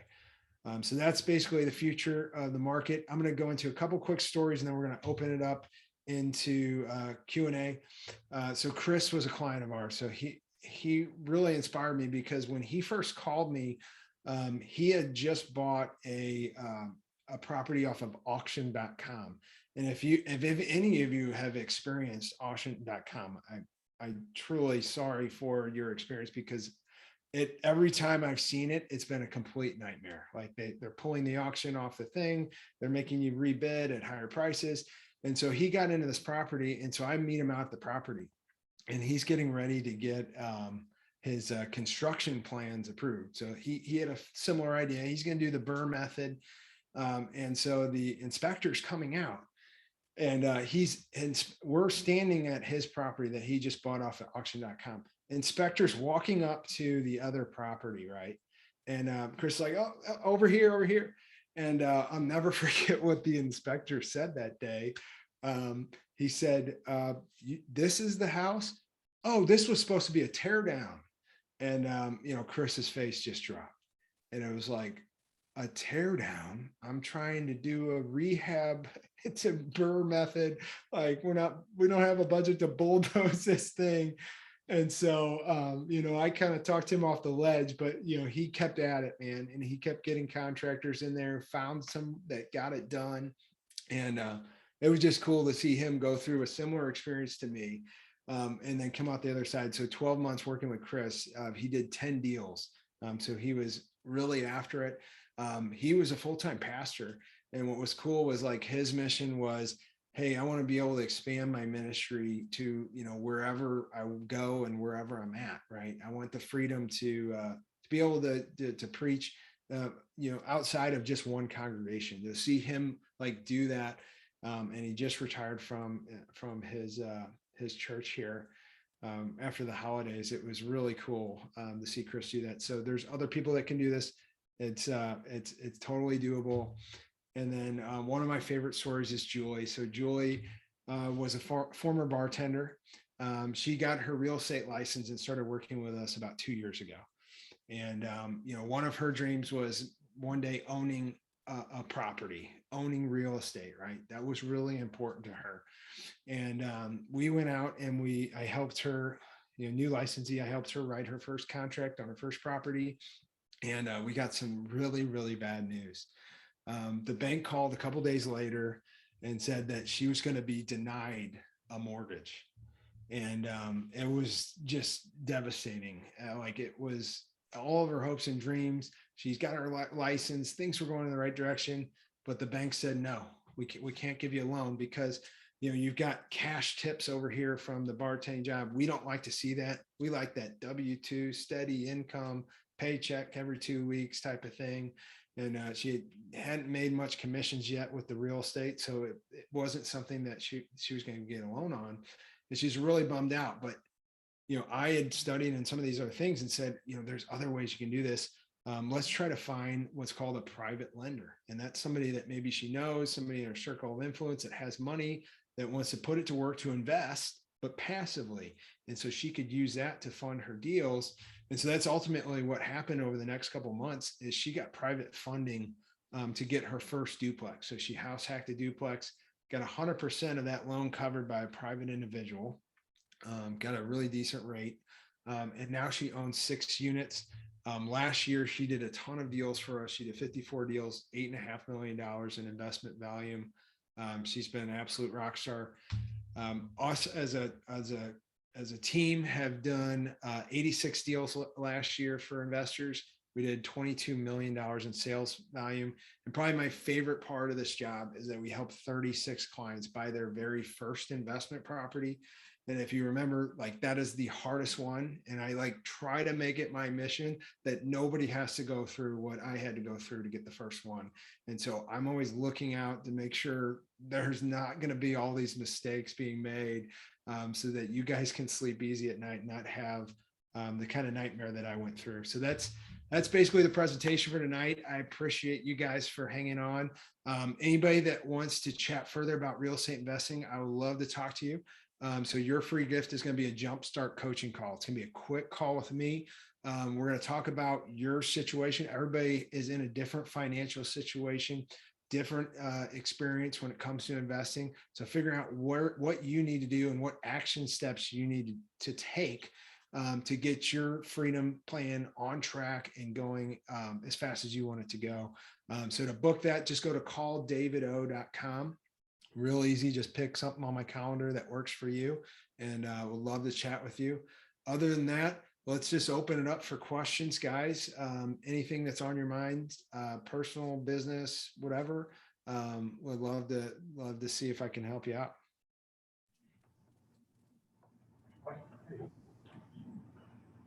We have a question here, David. Yeah, go ahead. Hey, it's David Randolph. You just threw some numbers up there, so I was going to ask some about it. 86 deals, I think you said, 36 people with new homes. Are you the 86 homes or 88, whatever that was? Were those on the MLS, or are you finding them through homeowners directly? Where are you sourcing those homes that you found for people? Yeah, so a lot of our business is just right off the MLS. So maybe I would say probably 80% of those is MLS. And then maybe the other 20% is from other agents, either pocket listings or other investors, sometimes wholesalers. So for, the first time investor, sometimes it can be a little bit daunting to buy something off market, because a lot of times you're getting no contingencies on it, right? No inspections, no financing. And so working with a beginner investor, we like to put a lot of those into maybe an MLS property. We get to negotiate a little bit better terms on their deal. But yeah, most of them coming from the MLS and then various other sources for the rest. So are these rental homes for these people too, or are you doing some homes that people are rehabbing and selling on the market? What's the mixture of that? Yeah, most of ours we're selling to buy and hold investors. We've got a couple that are doing fix and flips. I know the fix and flip deals, because of where inventory's at, have been the hardest to find. I would probably guess that maybe 5 of the 86 were fix and flip. 5 or 6 of them were fix and flip, and then the rest were buy and hold. And one last question. I'm a numbers guy too, by the way, as you can tell. Yeah. What is these 86 homes you're finding for people here in St. Louis? What are you finding that price range of home is that's meeting the Bur Method well? Cash flowing for people is these $25,000 houses, 100, 250. What's kind of the average prices of these Bur houses that you found? Yeah, great question. So I like to be in the middle of the market. So I don't want to be on the upper end in the, I grade the market at like a lettering system, right? A, B, C, D, war zone. So an A-class property would be in an area for a rental. It's probably not going to cash flow because the price is in relation to the rent that you're collecting is much higher, right? So that's mainly just an appreciation play. So as a personal investor, if I get something in A class, I'm looking to do a fix and flip on my exit strategy, not a buy and hold. I like to work in that B and C class area of real estate. And so price range for that could tend to be probably, and this has been moving up pretty rapidly in the last couple of years, but generally it's around $80,000 on the low end to about 250, maybe up to 275 on the high end, depending on where you're at. But that would cover your kind of your B and C areas. If you're going under $80,000, I would argue that you're getting into maybe a D class area, potentially a war zone. Just the cash flow is better down there as you move down that chain. But now you're getting a little bit more maintenance and more property management involved, right? It's a little bit harder to get a tenant that's going to pay the rent and take care of your property in a lower class area than it is in maybe a B class area. But great question.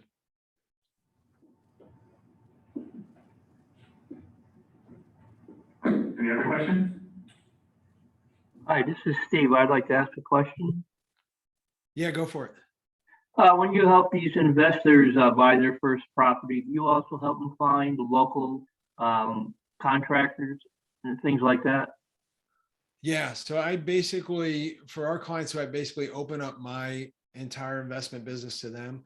So anybody that I can connect them with as far as contractors, plumbers, electricians, lenders, property managers, anybody that they need, we try to connect them with somebody that I've already established a relationship. So it's real seamless to get them plugged into a network like that. So yeah, great question.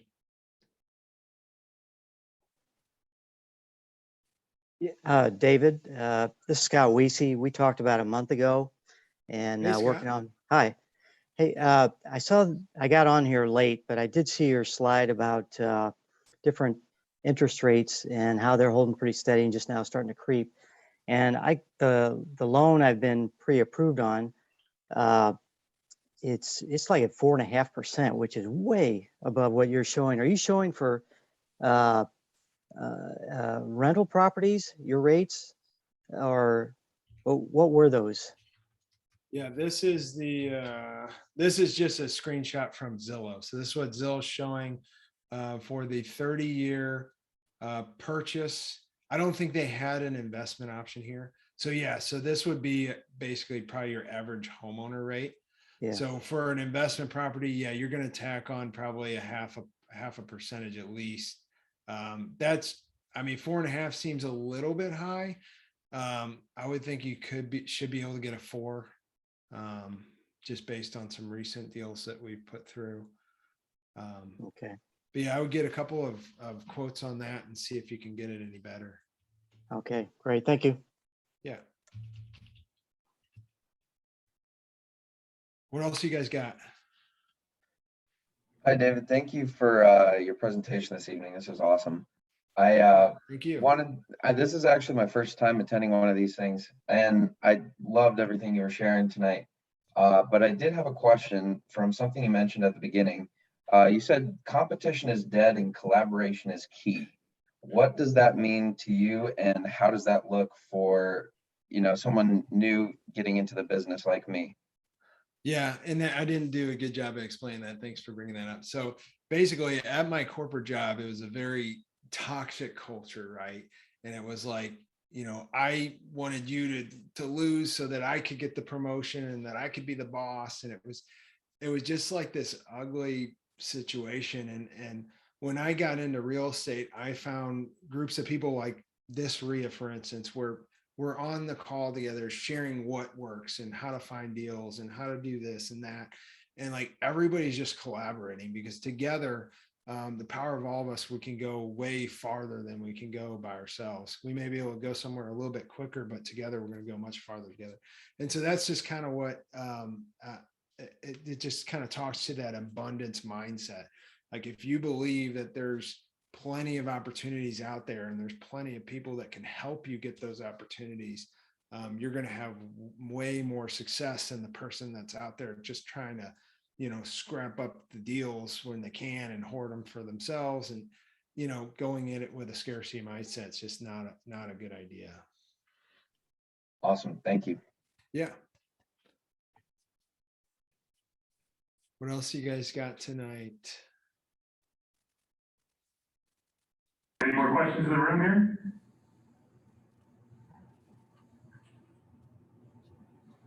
Okay, all right. David, I want to thank you very, very much. I really enjoyed the presentation. I kind of look back on my career. I didn't take your direction. I actually did the corporate route, but I admire what you have done. So again, I want to thank you. I want everybody here to thank David O for the presentation. Thanks, Dan, and thanks for everybody that hung on to listen to my story. I really appreciate it. And you guys are at a great event here tonight, and I'll never forget that's where I got started. And anything I can do to help anybody in the audience, I'd love to be a mentor or a friend, or just bounce ideas off to. So thank you guys for helping me as well. And I just want to kind of let you know how I got to know David. He actually came to a meeting, oh gosh, I don't know, we probably met maybe 3 years ago, 4 years ago, maybe when he was, he was kind of getting going and so forth. I was extremely impressed with him, even then. So, I mean, he's done so much since then, building his business and helping other investors and so forth. So a great story. Again, we have the room here for about another hour. So anybody, we can continue to talk to everybody. Just enjoy. Oh, I also want to mention the books. Back there we have a bunch of books and so forth that some of our members actually donated. A lot of these books were, a lot of these programs and so forth were sold for hundreds of dollars. And we're selling them. Some of them are free, some of them are $5 and so forth. So make sure you get a chance, take a look at the books that we have back here.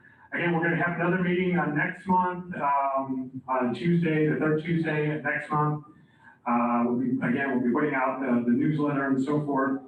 Hopefully COVID will be in better shape with COVID. We'll start, the attendance will start increasing again. And there's, I don't know how many people emailed us today saying, hey, we want to be here, but obviously with the current variant, they didn't feel comfortable. So hopefully this is the last variant, and we'll be, I'm sure some of you have been, everybody cross your fingers. So I'm sure everybody, you're probably familiar when prior to the pandemic, it was not unusual to have 125 to 150 people here for a meeting. So hopefully, another month or so, we'll be back to that. So again, thank you very much. Oh, you got a question? Yes. Any chance of the luncheon start back up again? Where's the lunch people? John, are you listening? Yeah, we're here. The lunches, we just haven't put that back together yet. We're still meeting on Fridays on Zoom right now. So yeah, we're doing it on Friday. Still doing it on Friday on Zoom. Hopefully, when the pandemic gets better here, everybody feels comfortable to get out, we'll get back to lunch. Any other questions? Anybody? Also, does anybody have, in terms of, which I didn't do this at the beginning, does anybody have anything they want to bring up to the group about what they have to sell? Does anybody got something that they want to sell? I don't know, Laura, do you have anything that you want to sell? Sure, okay, hold on, let me put my mask on, Laura. Oh, you can just, there's people on Zoom here that might want to hear also, Laura.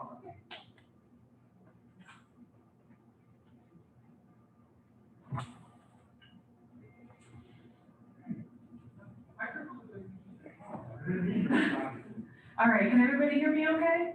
Okay. Hey, everybody. So my name's Laura Livingston. For those of you who don't know me, I've been coming to the club for like about 7 years. I've done deals with a lot of people in this room and in this club. I'm a wholesaler. That's what I spend most of my time doing. I do have a small rental portfolio, and I have done a rehab, fix and flip for retail sale as well. But like I said, I love to basically help people move deals through wholesaling. So that being said, if you've got any inventory in your portfolio that you're not interested in keeping and you'd like someone to help you move it off market, I have a ton of buyers. And as we know, the market is very strong right now. So if that's something that I could possibly help you with, let me know. This year, I'm really focusing too on like portfolios or multifamily deals, not just single family homes. So if that's something that you're interested in as well, please get a hold of me so we can see how we can do business together. And to end that note, so something that you may not know about me is I live in Illinois. I have my real estate license in Illinois and Missouri. But the fact that I have it in Illinois means I can legally wholesale in Illinois. Right now, I've got same seller, 3 basically packages of turnkey rentals. Now, I personally know these people, they have bought deals from me for years, and they are amazing property managers. He's just wanting to take advantage of the strong market, but I still think the numbers on the package are very good. This is not a value add thing. These are 100% occupied, performing extremely well. But if that's something you might be interested in, please reach out to me. I'd love to talk with you about the packages or anything else, maybe get your buying criteria if we're not already connected. And I think that's it. I also have one coming online tonight/tomorrow in Overland. And I don't have all the details locked in my head on that one yet, but if that's something you're interested in, come grab my card, give me yours, and let's connect.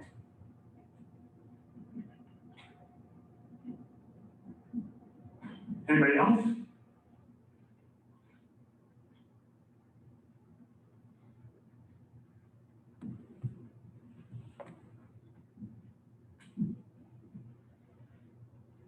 Hi, everyone. I'm Raquel Henderson, and I need contractors.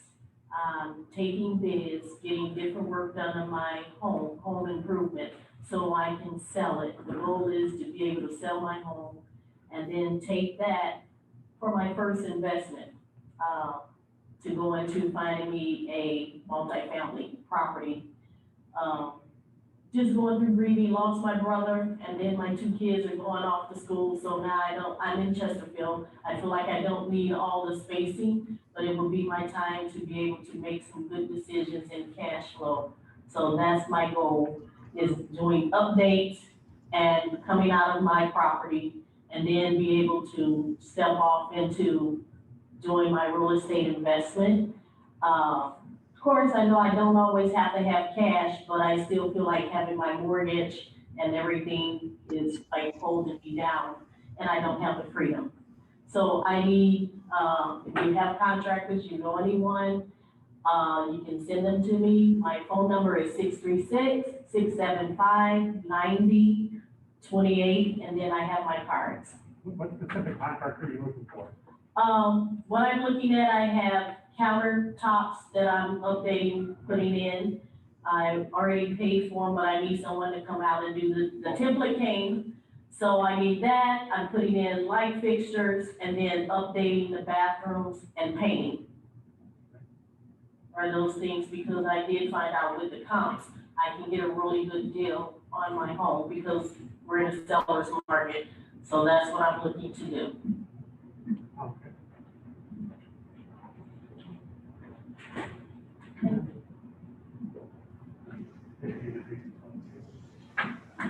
Hi, I'm Deb Diva, and I currently own multifamilies and agricultural property. And my youngest son came to me recently and told me he wanted to do what I did, but for a real career. I apparently don't have enough.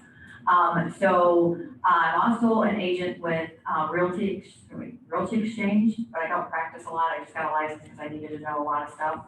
And so I came across a client who had to get rid of a house, and it's an Art Deco house, and he just wanted to dump it. So I got my son involved. And so I'm looking for anybody who's done Airbnb. I don't know if this is gonna work as an Airbnb, but he had it at such a great deal. It could be a good long-term rental or a short-term rental. But the house is all terrazzo floors and totally Art Deco inside and outside on like a half an acre. So if anybody has done Airbnb in St. Louis, I would like to talk to you.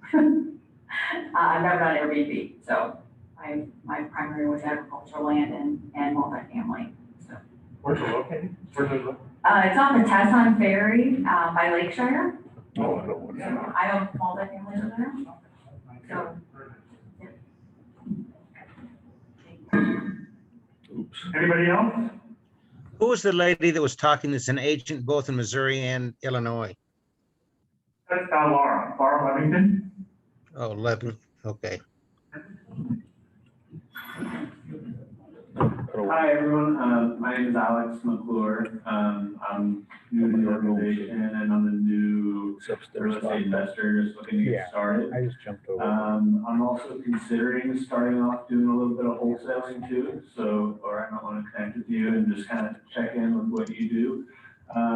Yeah, mostly just wanted to just introduce myself, say hi. So if anybody, wants to come by and say hi, I'm here. And then I am also looking for 2 to 4 unit multifamily, probably something I could burr or, fix and hold. So, yeah, if you. That's for the bar. Yeah, I would,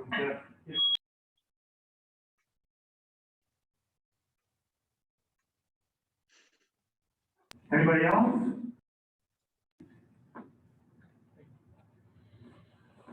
Okay, great. Thank you very much for coming out tonight. And again, we'll be, in terms of the future meetings, look for the newsletter. Obviously, we'll be putting out email blasts and so forth. So, and again, hopefully the pandemic will be by us in the next month or so and we'll get back to normal. So again, thank you very much for coming tonight. And again, we have the room for a while. So if you feel free to go ahead and continue talking.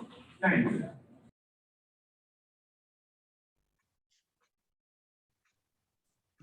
All right, thank you, everybody. I guess we can't see the moolah, so we can stay around here and talk if you guys have anything you want to talk about.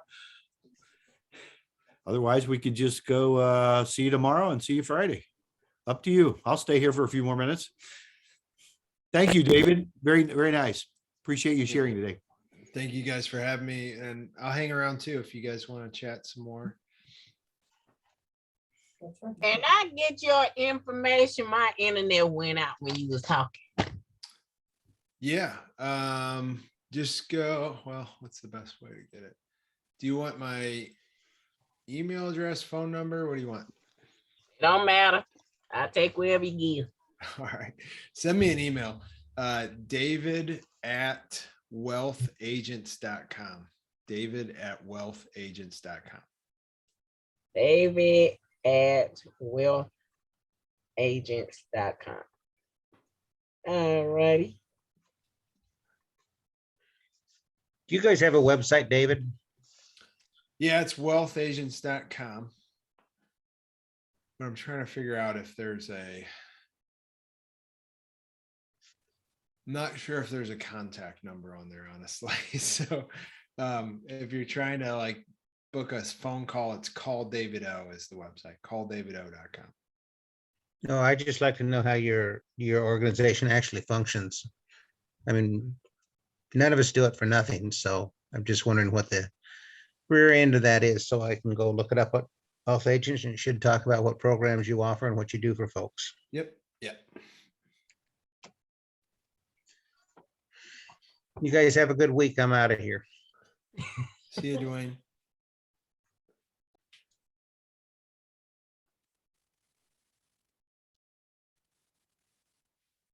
I have a quick question. So how long was it before you started your journey, before you turned more into the investor mentor that you are now? And how did you build that business? And are you still doing your own rental portfolio? Are you still building your own rental portfolios and everything like that?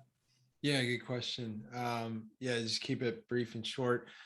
So when I had my corporate job, when I bought my first house to live in, I had a terrible real estate agent. It was the worst experience ever. So I had to learn how to do everything on this purchase of my first house to live in, not even, so I basically, and I just finished getting my MBA at the time. So I was going to night school a couple of nights a week.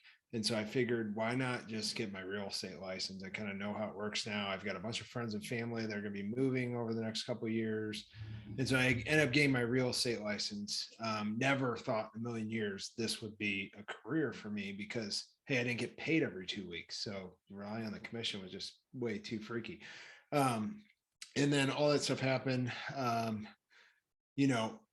researched investing and kind of got bit by that bug and was and I was super motivated to make a change. And it probably took me a year before I bought my first property, actually went to closing.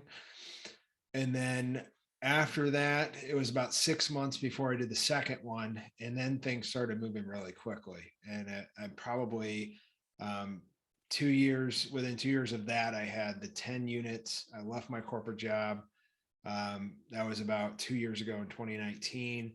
I continued to use my license to just help other investors do the same thing. And I would just get paid commission when they bought.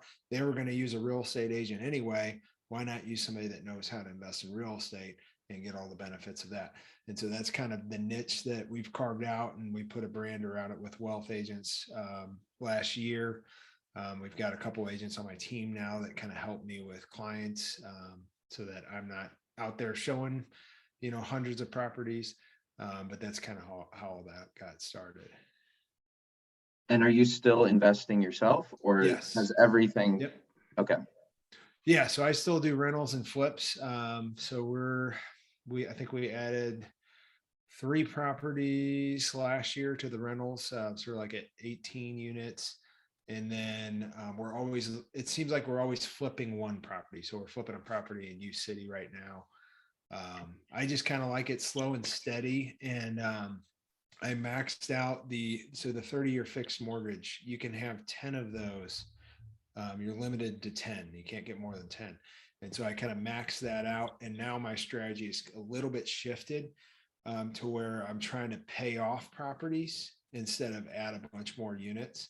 And so we've paid off 3 properties, 1 property each year, the last 3 years, which has been pretty cool. And so the goal is to get a paid off rental portfolio, but still take advantage of the 10, 30-year fixed rate mortgages. Cool. Thank you. Yeah. Hey, David, can you hear me? Yeah. So What's up, Reno? Hey, how you doing? That presentation was great, by the way. I messaged you. I know it's probably better just to ask you on here, but if so I saw you said Julia got a private lender since you couldn't get a mortgage. So if everything fails, like with this fourplex we're trying to get for the house hack for me, would it be best to because it's the money problem that I'm trying to get a gift to get for closing, but if everything fails or whatever, would it be best to, I guess, go to the private lender route to get it, or how would you? What do you think would be best?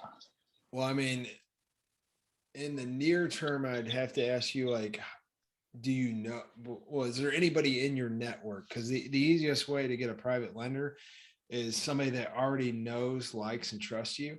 So, like, could be a friend, a family member, a coworker, somebody that has cash either in a savings account or a 401k or retirement account that could invest with you on this property. If you know anybody like that, that could be an option to turn around quickly. If you don't, if your sphere is kind of empty when it comes to that, it's going to be a relationship building process. So, you're just going to need to go out and meet investors. And it's more of a relationship thing. So I could introduce you to an investor that hands out private loans, and it would be like, you would have to get to know each other. Does he trust you to lend the money type of thing? It's almost like that. The other option for you is just going with a hard money lender. Now, the hard money lenders usually just lend to anyone just based on the property. So they don't care what money you make or your tax returns and stuff like that. The downside to the hard money is that it's more expensive than using a private lender, because private lender, you can, privately negotiate with them on all the rates and terms. Does that make sense? Yeah, it does. So I actually know, I think the guy I know actually owns like 8 Domino's, and I was talking to him one day, and he said he was really actually wanting to get into real estate investing. And I told him that I would love to partner with him on deals and to bring him a deal at the beginning of the year. But I just don't know how to really work something up to say, hey, this is a great deal for you. Like, would you want to partner with me if I'm not bringing no money to the table? Yeah. So in my opinion, there's two there's two ways that I like to do deals with private investors. One is like, hey, I'm going to split the cash flow with you. So if we're going to make $500 a month cash flow and profits, we're both going to take home $250 if you fund the deal.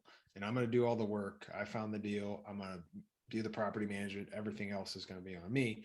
Or the other way to structure that deal is, hey, I'm going to pay you an interest rate, a fixed rate, and you're going to get paid that interest no matter what the property cash flow. So if we're vacant, I'm still owing you the interest payment every single month. So that's the two ways I like to structure deals with the private lenders. And so you kind of want to discuss with him, you know, that an example would be to call the guy up and say, hey, what, if you were to loan me money, what interest rate would be, what would be a good rate for you to get paid? And so you want to kind of put the onus on him to come up with the number. I don't want to tell him that, hey, typical interest rates are 8 to 12% when he could be making a 0.25% interest in his savings account. And if you played him 3% interest, he'd be blown away. So there's that opportunity there. So it just depends on who you're talking to. But if you can come up with like the basic terms, we have the paperwork that we can give you templates to actually put together that note and file it with a deed of trust at the title company and everything like that. So we can take care of the mechanics once you have kind of the situation, like the verbal arrangement of like what the terms are going to be. If the guy with Domino's doesn't work out, I would say, hey, maybe check with, there was a gentleman on here at the beginning of the call. I don't know if he's still here. But he was a private lender. I pulled up his website. Oh, Capital. I just put his info in the chat. They do hard money. They also do a lot of different investor loans. So you might want to check with them. They're a good source of money for us. Yeah, just reach out to him tomorrow. So he might give you some options, and then you can have that in your back pocket, and just know that you've got a way to close on the property if nothing else. So. Okay, sounds good. Thank you.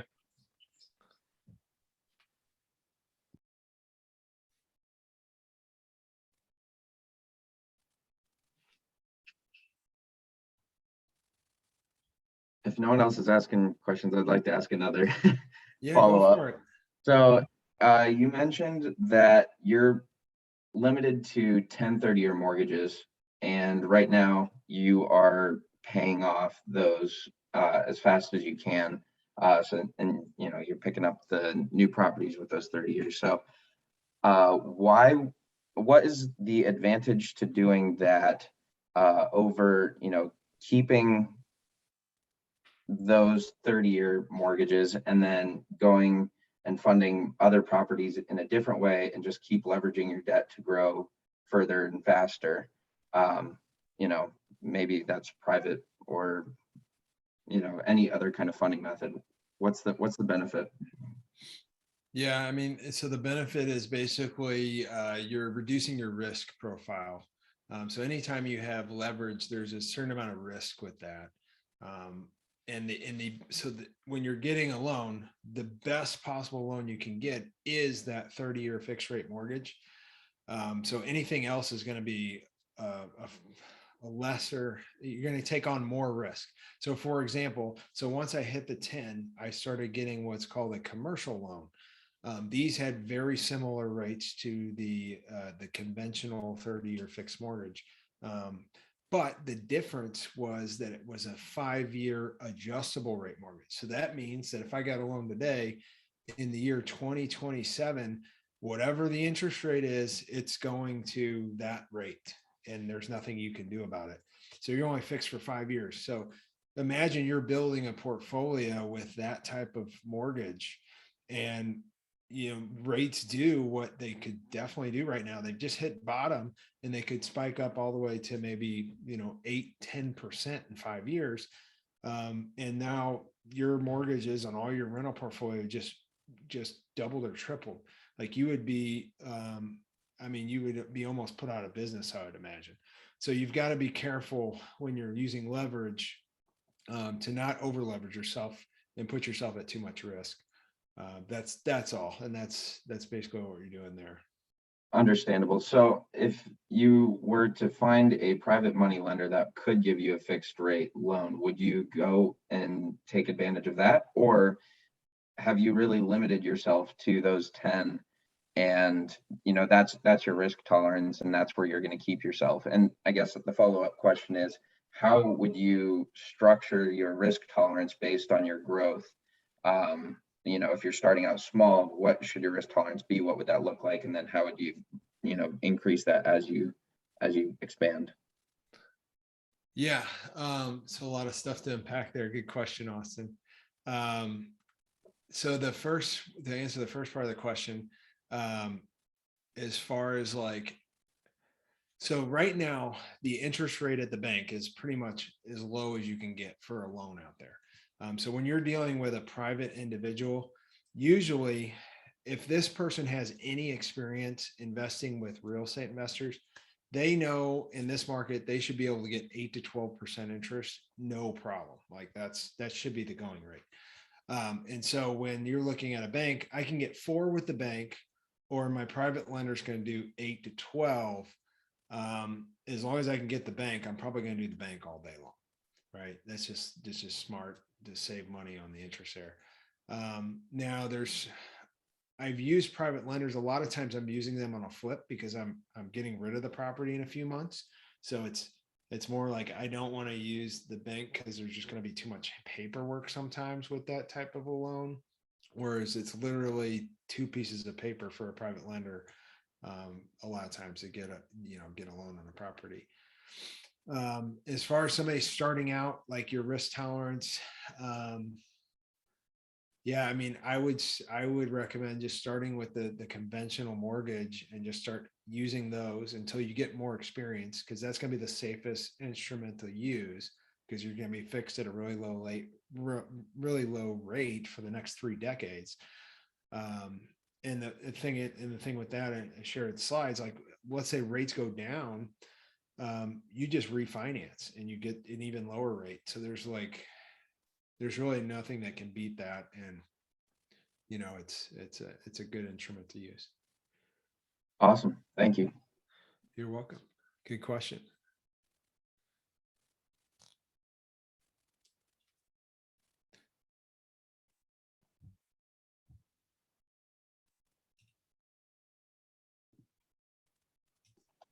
I have a question for you, Dave. This is Jan. Hey, Jan.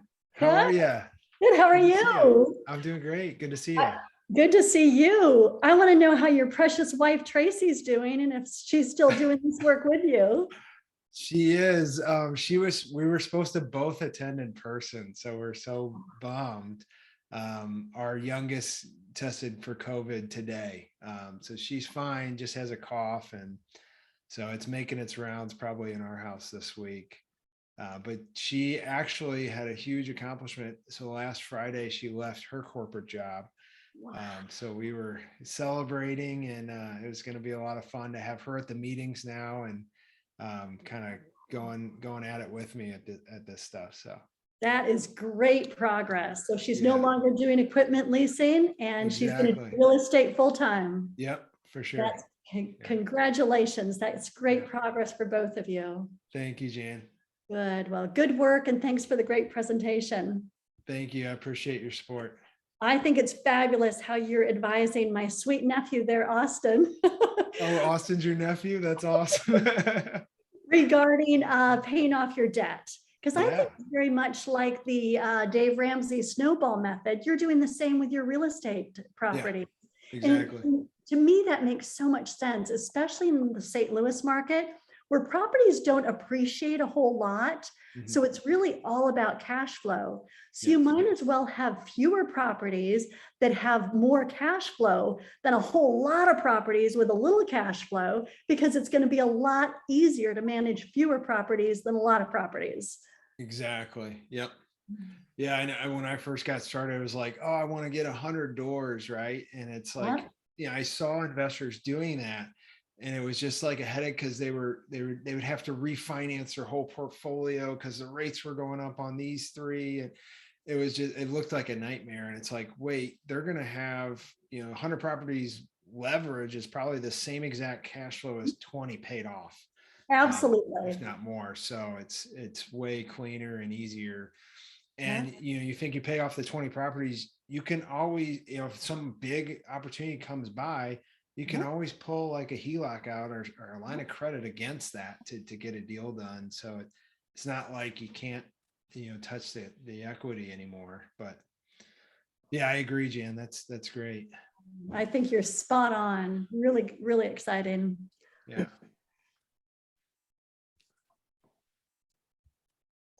Yeah, that's a really cool just way to put it. That's why I love networking locally and not, just listening to podcasts and, because you could be hearing what, this guy's doing in California or this guy and wherever, but to hear the anecdote about less properties, more paid off is easier cash flow than 100, it's great to hear those things. So, that's why I love coming to these.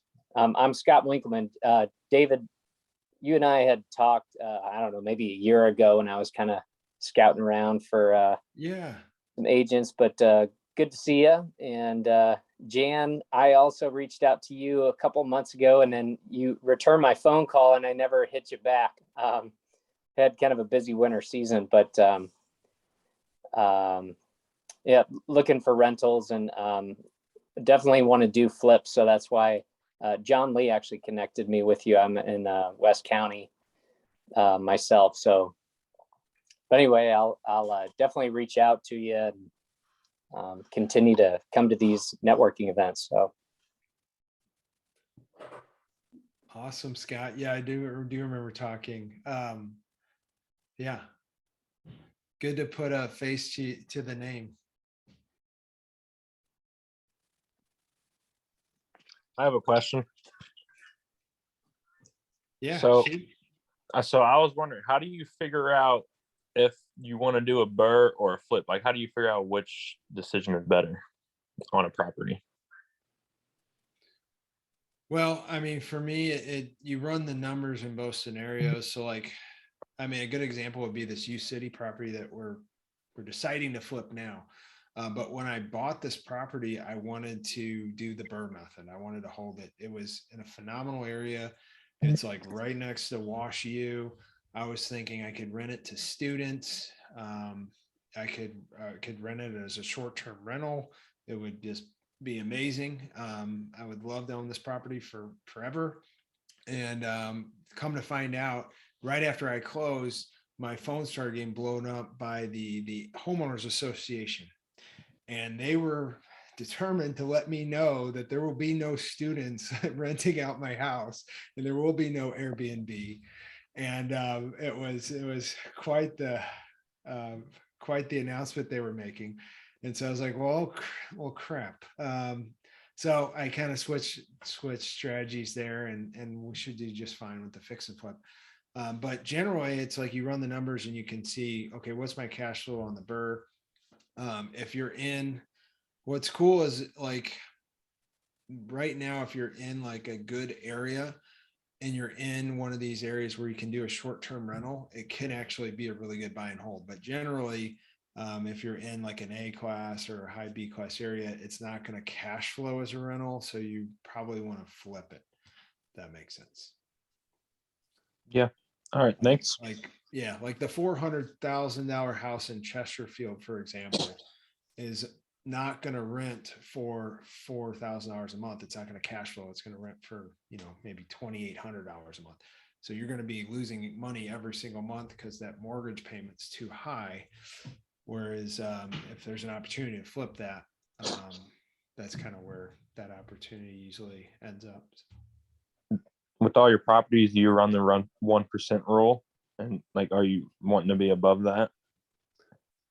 I like that as a shortcut. So it takes a few minutes to really do research to run full numbers on a property, right? Because you got to find out the taxes, you have to estimate the rehab, you have to estimate the rent, you have to estimate the ARV, your utilities, all these numbers that you have to figure out to get to the bottom line of what your cash flow is going to be. And so as a good like rule of thumb, as a shortcut, I like the 1% rule. So if I see 100,000 dollar property, can I rent it for $1,000 or more? Yes, I can. Okay, let's move forward with doing a full analysis on this one, because I think it's going to be pretty close. So Okay.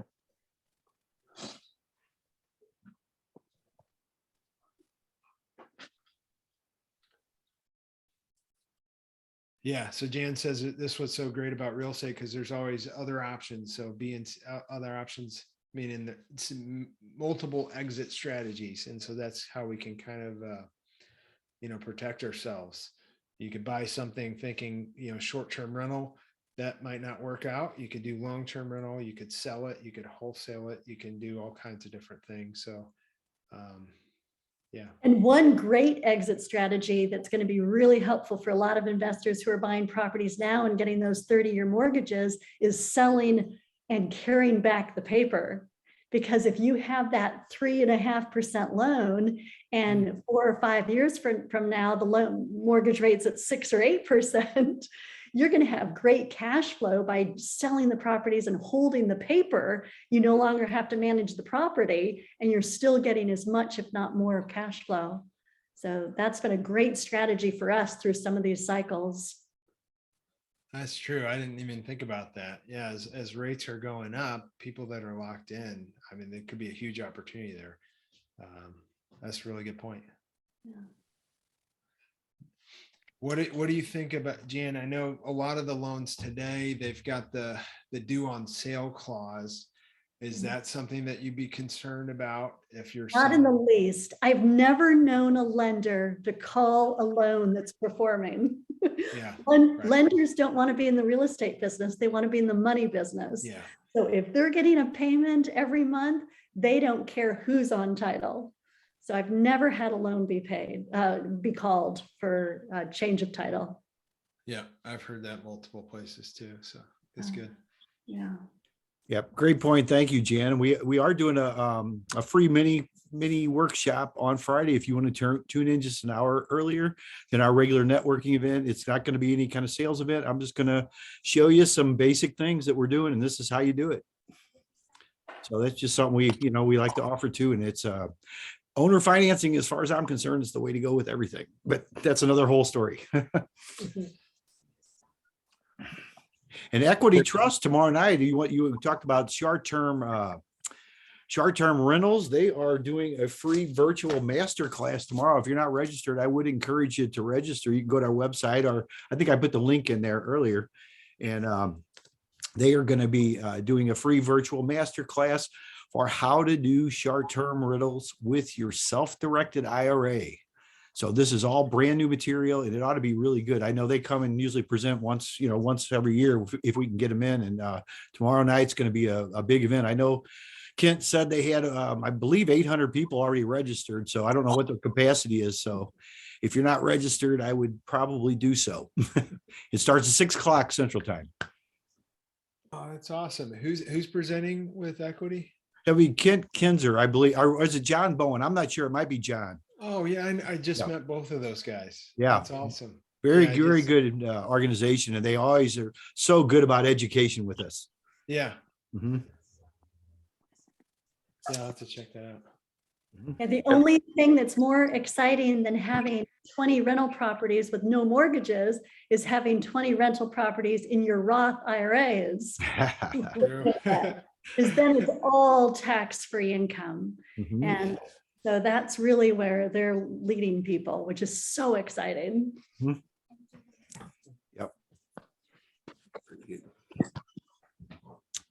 Let's see. I think there's another question. Bruce wanted to know if, let's see here, if you put each property in an LLC or other entity.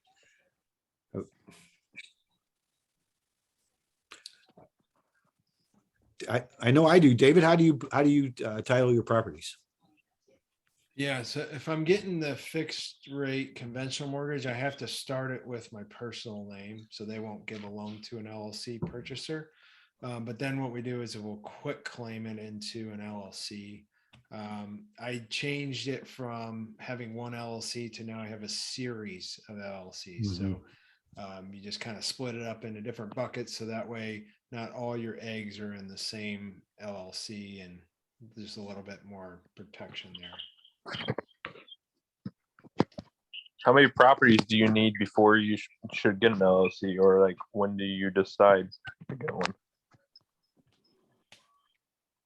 It's really personal preference, I guess. There's really no kind of hard and fast rule on that. Did you get one at the like your first investment property? Yes, yeah. So one of the benefits to opening your very first LLC, if you don't own your own company yet, is that now you can start getting tax deductions. So I was going out and I was buying a new laptop, for instance. Like, it makes it more legitimate if you have an LLC business, that on your tax return, you're going to be writing off the cost of this laptop and this other, stuff that you're buying that's going to support your investment business. So I like the idea of definitely opening your first one, and then it's, personal preference of where you want to open the next one or the one after that. So, but I'll share this piece of advice to you, because I didn't find this out for a while before. I was talking to an attorney about the LLCs, and one of the misconceptions he said is that the LLC is going to protect you from all these lawsuits. And he said it's actually what's probably going to get you more than a lawsuit against the house, because what the LLC is doing is putting the house under ownership of an LLC. So technically, if somebody got hurt at your property, can that person blame the owner of the house for negligence for why they got hurt? That is probably highly unlikely that can all be proven, that you were the LLC was negligent. What he was saying was more common that he saw was that the person, you as the person, the member of the LLC, would go get in a car accident and you would hurt somebody in a car accident. And the example he gave me was like, let's say you ran into a surgeon who makes, I don't know, $1 million a year salary, and he broke his hand and now he can't do his surgeries, and they're suing you for $1 million. And just because your properties were in LLCs means nothing now, because he's suing you and you're the member of the LLCs, and they can take everything that's in the LLC. So it's not protecting you from personal liability, which is more frequent that there's going to be an issue on that end than somebody suing you at the house because of something that was fault of you not taking care of at the house. And so the remedy for that is, instead of doing LLC, well, in addition to LLCs, is get an umbrella insurance policy that kind of covers everything, to where, anything can happen. There's a umbrella of protection that goes above and beyond everything. So awesome. Yeah, excuse me. On the topic of loans and LLCs and versus private, I've got a duplex that I purchased with private money, with the help of private money. So we have a deed of trust filed. I'm going to be rehabbing the second side of the duplex here next month, and wanting to then cash out refi. That I'm just trying to do legwork with finding the long-term 30-year, ideally. Is there anything, and also the point is that it's in an LLC currently. So is there any resource that or any entity, bank, institution that might lend long-term on LLC? I know, but pretty much mainly the answer is no. I know there's lots of people out there and institutions, but I just, there's thousands and thousands, but I don't have time to research every single one, because most of them are out of St. Louis. I'm like, well, I don't trust them out of the gate, so do I need to quit claim it and just put it in my personal name, and then then quit claim it back over to LLC once that all gets settled? Or does anybody know a secret lender that can help? information in the chat there, jmrecapital.com. I know Rob Fishbean's been a vendor of ours for several years now, and Michael is with their company. They do a lot of things with investors that a lot of people don't do. They'll do something, you'll have to ask them because everything is very specific to your deal. It's just like David was saying with the LLC, every deal is specific, and it, one size doesn't fit all. You can't really compare apples to oranges. What I do is going to be different than what you do. I have stuff in LLCs, I got stuff in S corporations, and I have stuff individually. And that really just depends on you, and you can't even really go by a credit score necessarily. I was a mortgage broker for many years, and yeah, it's great. You got a 700 credit score, but what else you got going for you or not going for you? And I know Michael, I haven't talked to him as extensively as Rob, but these guys are pretty good, and they also, they got more money than you and I will ever see, all of us on this call combined. I'll guarantee you that. And if there's a way to get the deal done, they can usually do it. So it's definitely worth calling them. They got the 800 or 844 line on there. If you don't get through on there, let me know and I'll get you a personal number for them. Okay. Yeah, that's my suggestion on that. Go to a money guy. I mean, because we could sit here and talk about stuff all day long, just like on Friday, but really until you come down with your situation, Scott, then they'll be able to tell you that. Yeah, I would shop him for a quote. I haven't talked to Michael before. The one I always find it, I think it's almost impossible for somebody to compete with the federally backed 30-year mortgage. So I feel like there's going to be some kind of cost in there, whether it's a closing cost, something that you're paying up front over and beyond, or like a prepayment penalty, something like that. So just get a quote from them and kind of review all the terms. I do want to just warn you, like if you do the quick claim, that's going to trigger a 6-month seasoning period. So if you try to do the conventional after that, you're going to have to wait. Yeah, that's what I've kind of found. Okay, yeah, I'll check with Michael and see what that comes up. So John, that's more of that would be considered like asset-based lending is what you're referring to, right?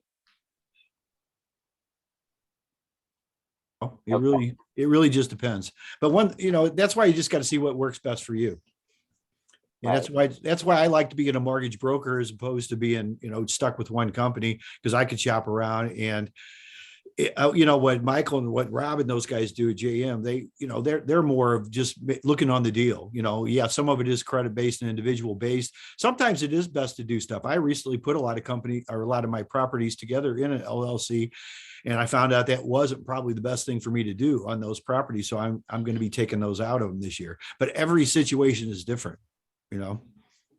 It's just you just have to check and see what's best for you. Yeah. There's all kinds of stuff you can do with quit claim deeds though. And you can actually start getting into it. You can sell your business part from your business, sell a home to yourself. There's a lot of things you can do back and forth if you do it the right way.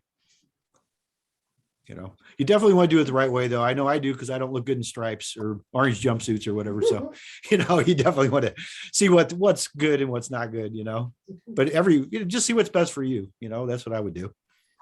Right. Mm-hmm. Yeah. I appreciate it. Sure. Well, thank you, David. I don't know, we're kind of running a little bit late here today, so we probably ought to get going, but really appreciate it and invaluable information. Very encouraging. Thank you so much. I appreciate you guys having me. Thanks a lot. Mm-hmm. Have a good evening, everybody. All right. We'll see you. See y'all thanks, soon. Dave. Hey guys. Bye.